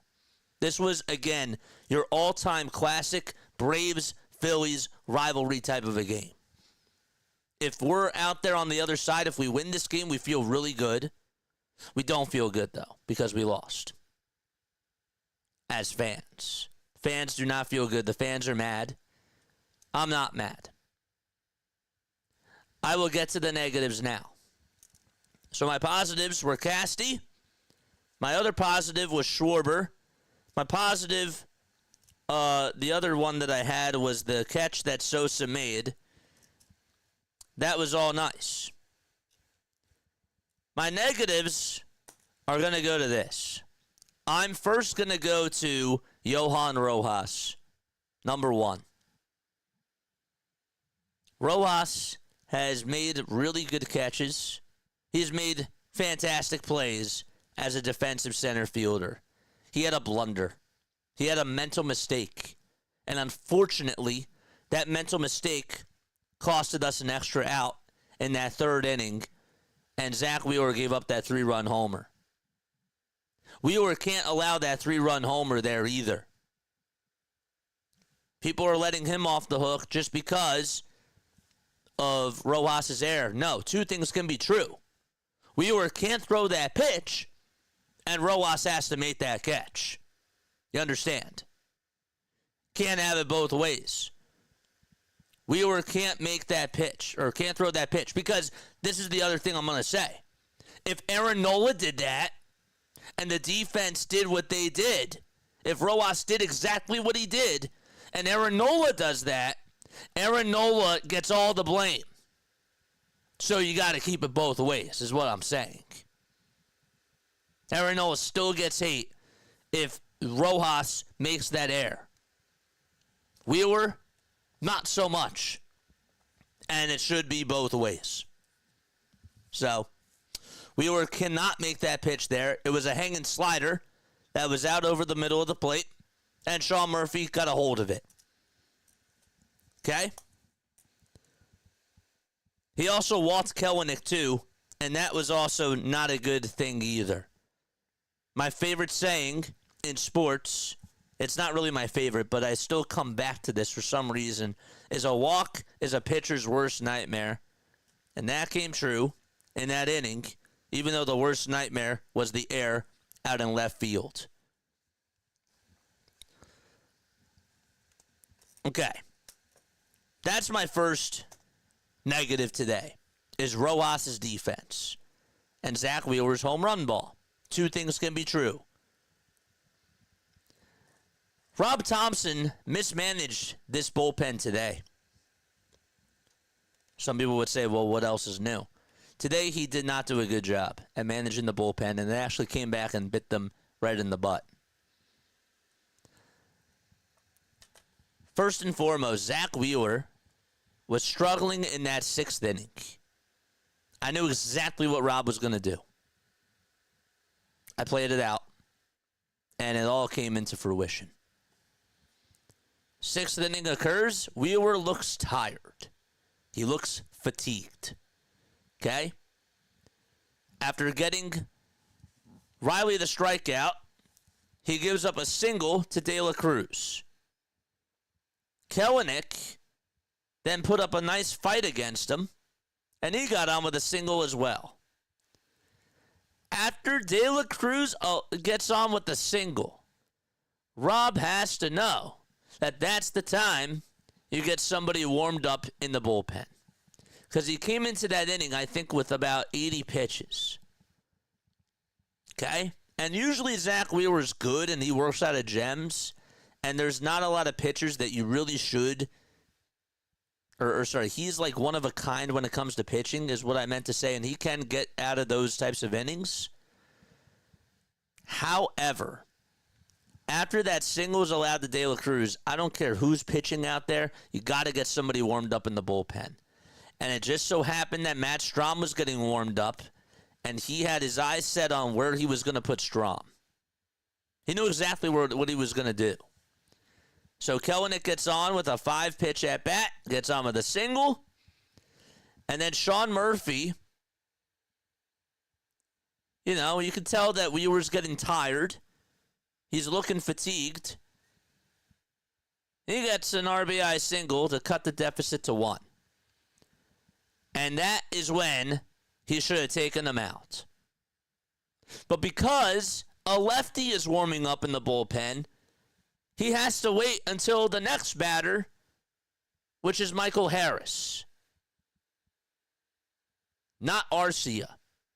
So while Wheeler is still tired, Arcia is up to bat, and he puts up an 8-pitch at-bat, and he walks. And again, he's looking tired. He looks fatigued out there. Stop relying on the analytics and use your eyes. You don't even have to squint. Pun. Don't even have to squint. Right, Daryl? But anyhow, regardless, after he walks Arcia, then he takes him out. And he just went right on over to the stairwell. And that's exactly what he did. He knew that he was going to have Strahm come in to face the lefty Harris. And at that point, it's 5-4. What are your eyes telling you, Rob? He's looking tired. He looks fatigued. Okay? Body language. No numbers. Body language and eyes. Use them. That's my critique today on Rob Thompson. That's really my first one. My second critique, to be completely honest with you, Marsh pinch hitting for Sosa in that 8th inning was, I think, also not such a wise decision either. And here's why. Righty. Again, we know what he's trying to do. Lefty versus righty. Marsh has been struggling. Marsh hasn't been able to hit the ball. We're down by a run. Sosa's been one of our best hitters before tonight. And so, he wants to pinch hit for him in that spot. If Sosa gets on base, you can have Marsh pinch run for him, which I don't even know. I think that's personally a wash, to be honest with you. Is Marsh a little bit faster? Yeah. But you could have put Marsh in for the 9th inning for defensive purposes. Why is he up to bat in that spot? This guy has been struggling this year. And again, use your eyes. He doesn't use his eyes there. Those are my 2 critiques on Rob Thompson today. My other negative is the bullpen. When Jordan Romano is struggling and he's not available tonight, your bullpen gets exposed. Not fully, but it gets exposed a little bit more. You put Strom in with the bases loaded. To Strom's credit, he actually got out of it. And then Orion Kerkering comes in for the 7th inning. I don't mind that move. Orion did not have it today. I expect Orion Kerkering to be better. This was his first bad outing that he's had this year. I'm not so worried about it. But it wasn't as sharp as today. And Tanner Banks, dude, I'm getting a little bit tired of him. We got him at the deadline last year. I understand that he had 3 good outings to start off the season. He was nice. He had 1 good outing against, or he had that 1 outing, I think it was his first outing against the Nationals where he struck out 2 batters. But if you go back to like last year, this guy had some bad outings for us. And he's really more so like a 7th inning guy. We don't really have the only high leverage guy that I trust right now in this bullpen is Alvarado. And that's me, and other people would disagree with that. But that is how I feel. Okay, I want to hear what your thoughts are down below, and I'm going to get to your comments. But realistically, okay, am I disappointed that we lost this game today? It's a stinger. You know, this one stings a little bit. But I was more so actually happy with how the offense did and how they came to life against Chris Sale in this game here. And know that we lost. But if we don't take 2 out of 3 against the Dodgers, I think I feel angry that we lose this game. But because we took 2 out of 3, I don't feel as bad. It sucks that Zach Wheeler actually got run support today and yet laid an egg and we lost. But again, my negatives today were Rob, Orion, Yohan Rojas, and the other negative that I didn't talk about, there were 2. The daycare. Alec Boehm and Bryson Stott. When Max Kepler grounded into that 3-2 double play in the last game with the bases loaded in the 8th inning, he wasn't happy. And he stayed after and he took extra batting practice because he did not like that. Boehm, on the other hand, would have pouted, would have slammed the helmet down, and not done that.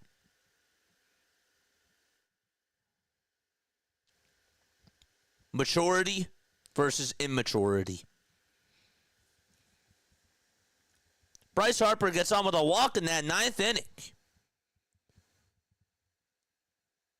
First pitch almost hits him. Second pitch swings right at it and pops it up. I don't like that. I don't like his situational hitting. That's on you. That's not on Kevin Long. That's on you, dude. That's on you in that spot. I've seen him do it a lot now. Schwarber looks locked in. Harper was locked in. Did you get the memo, dude? What's going on? Stop. I'm not happy with you either. You got to be better. And I hope that he gets out of his slump. But for those people that are saying, you know, I'm ready to move on from him. I'm not there yet, but I'm leaning closer to it. I kind of am. And I'm not so happy about what I've seen from him.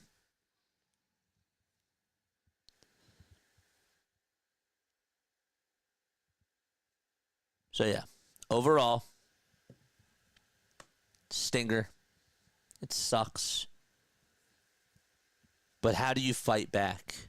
How do you respond?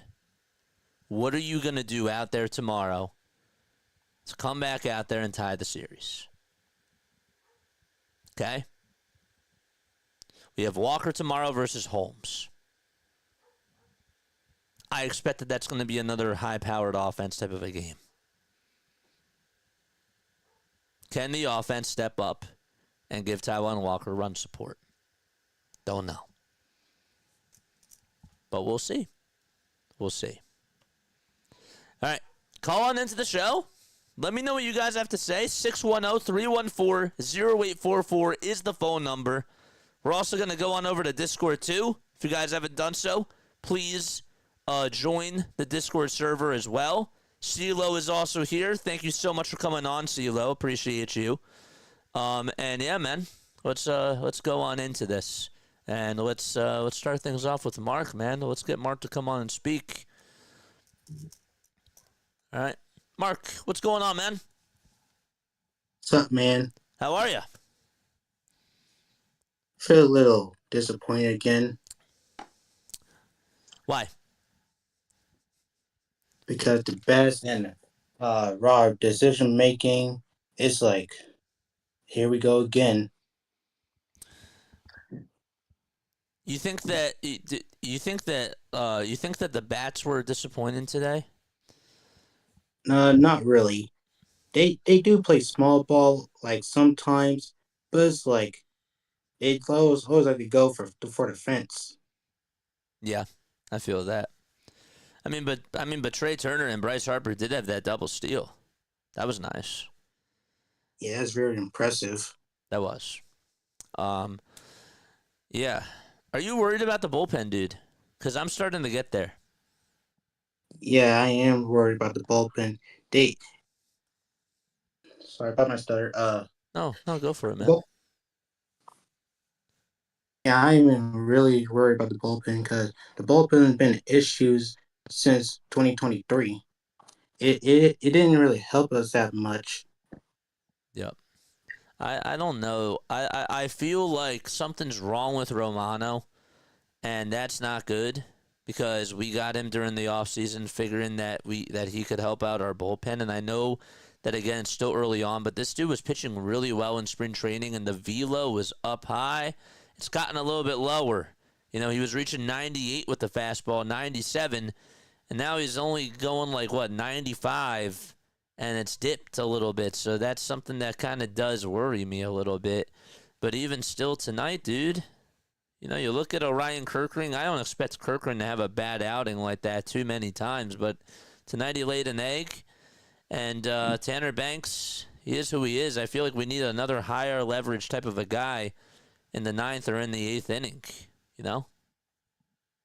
Yeah, I'm starting to at least I'm starting to let go of Tanner Bates because he always to gives up home run and gives up singles, doubles, or triples. Oh wait, my mom's calling me. No, but it's okay. It's all good, man. We'll get back to you.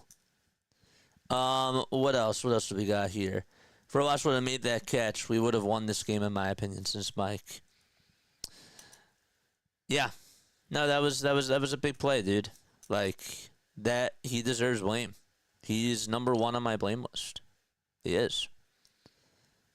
That was. Hey, I'm back. Yeah, go for it. What's up? What's up, dude? The first issue I have is Rob, because why would you take out Wheeler when he has 100 pitches and bases loaded? You should have him pit keep pitching, and if he starting to mess up, you yeah, pull him. But Rob just waits too long to pull another pitcher. Thank you. Like I heard that from halftime. He's kind of funny, but like I started agreeing with him. Rob is like kind of an issue, and Rob Absolutely. needs to go. Like really, Rob really needs to go.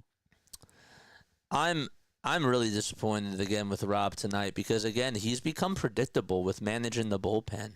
He really has, and it's so sad because again I'll reiterate this: Matt Strom's warming up. He's a left-handed pitcher. I mean, is it really a surprise to everybody that he's saving him for Michael Harris in that spot there? Because again, you're facing 3 righties, and Matt Strom, just under the Rob Thompson regime, I guess that's the right word. You just know that he's not going to come on in to face a righty like Arcia. Like, he's saving him for the lefty. It's so predictable. I don't blame you.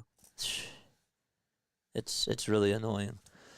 But, dude, thank you so much for always coming on here, man. I always love chopping it up with you, dude. No problem, dude. See you tomorrow. Let's get him. Oh yeah, Yeah. One more thing. Go for it. I always hate Kevin Long, but Kevin Long is not the problem in this game. The problem is the players.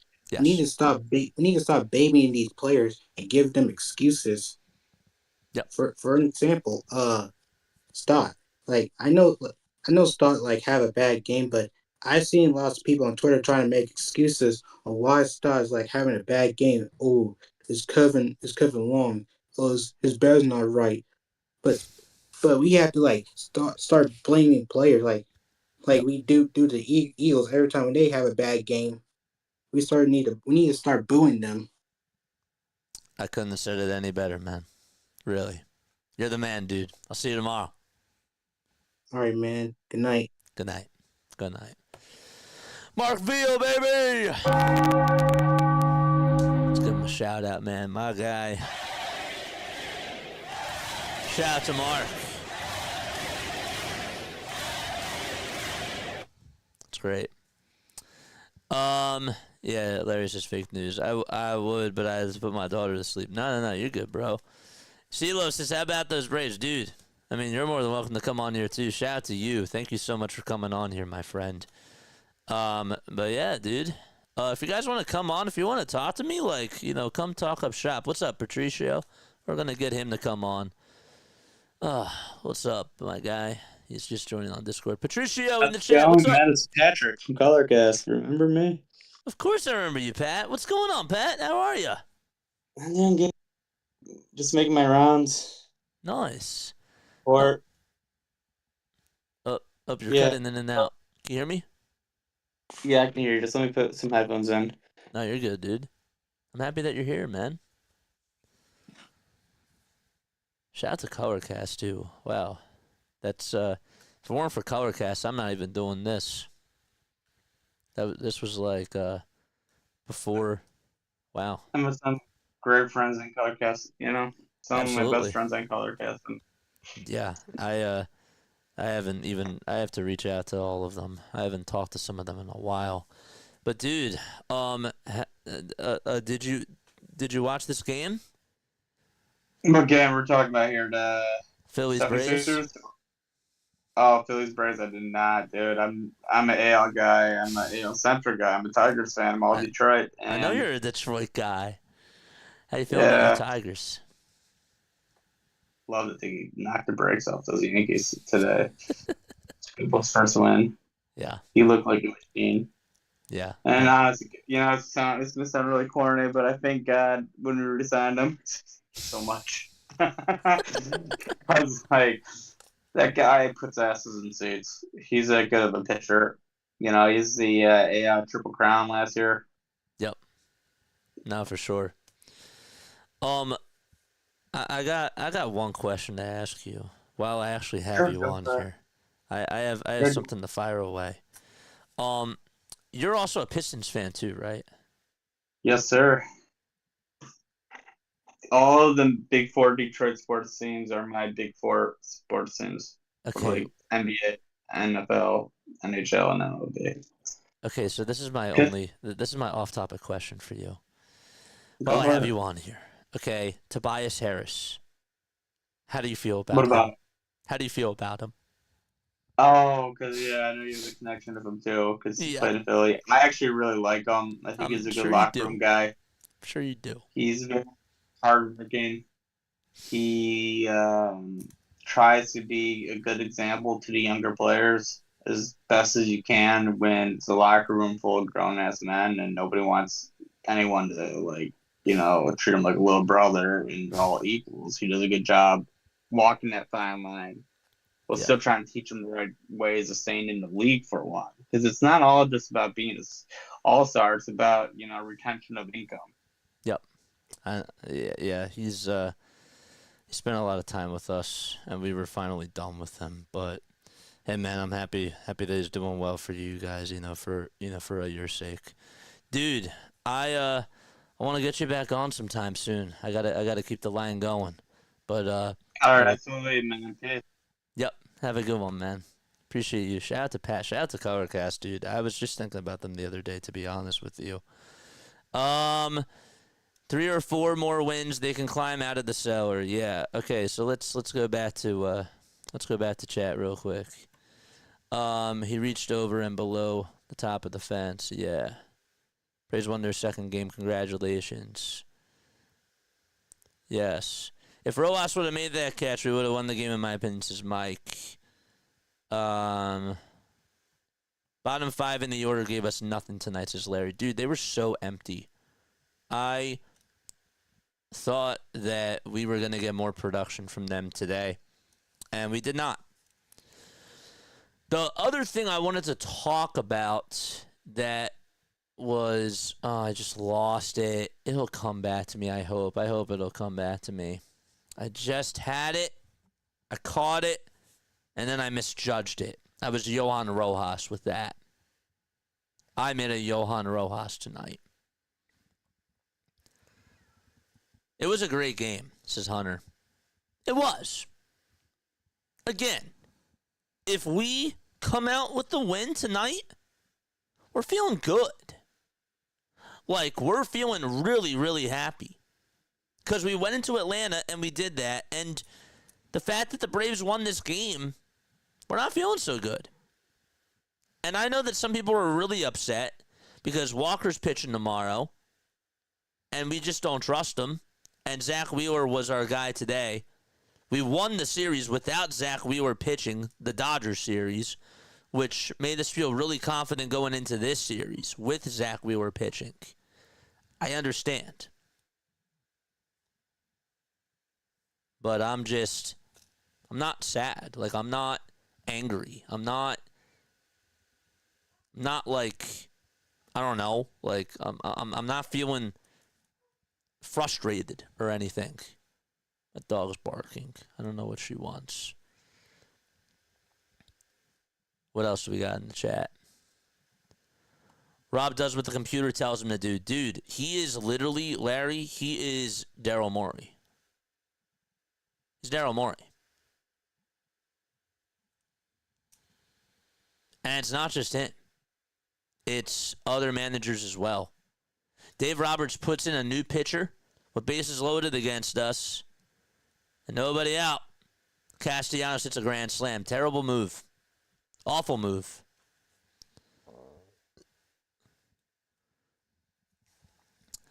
Rob said we saw the velocity was down, but we trust Zach, and he still has the stuff.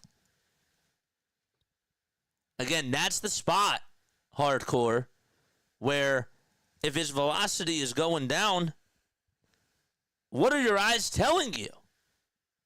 I didn't think I was going to yell. And I'm not, like, I'm raising my voice. I'm not really yelling. But, again, he just looks at the book. Analytics is the Bible for these people, and they don't use their eyes. It was inevitable to me that Wheeler was not going to get out of that inning, and yet they waited and waited and waited for Strom. As soon as the walk was allowed, right? That was a walk in the bottom of the 6th, right? No, it was the single to De La Cruz, and then the next at bat, it was a single. As soon as the first single occurs, that's when you get somebody warming up in the bullpen. You could actually argue, and you could make the case and say, well, if he's at 87 pitches coming into the inning or something along those lines, I want somebody warming up just in case there is a base runner. And if his velo was getting down, right? If it wasn't so good, right? If it was going down already to begin with that 6th inning, that should tell you something. It should. If you want to look at those numbers, that should tell you, man, something's not right. Uh-oh, that should be waving the flag. That should be sounding the alarms. And there was no sense of urgency there from my manager.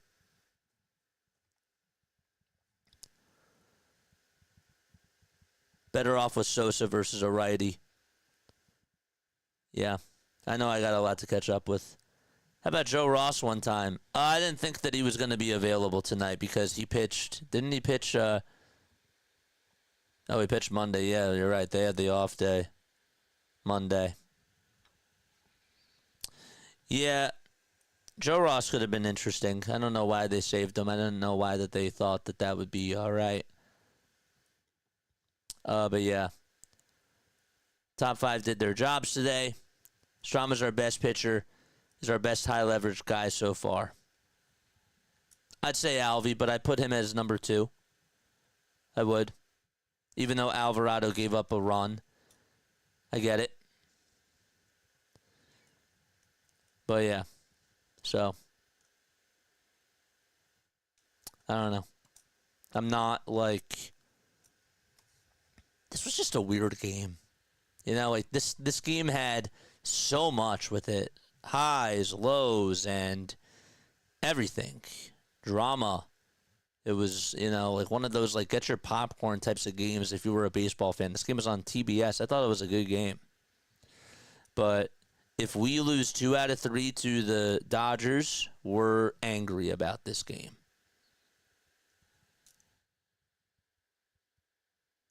I'm actually more angry if the offense doesn't put up runs. Because that was my thing that's been aggravating me. And the offense did that today. The opposite happened of what's been going on in these first 7 games. This was like the exact opposite. The offense was helping you win the game, and then the bullpen lost you this game, along with the defensive error by Rojas, which did not help.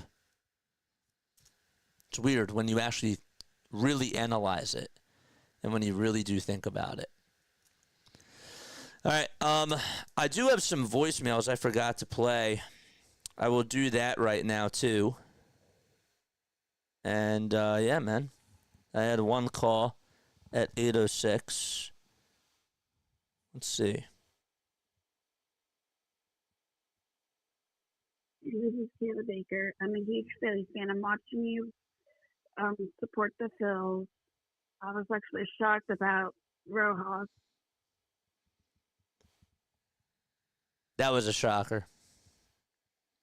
That was a shocker. I agree with that. I was shocked about that, too. I think a lot of people were. Because Rojas hasn't made that mistake. And even like as I'm calling it live, I'm thinking to myself, well, what the heck's going on? What are we doing?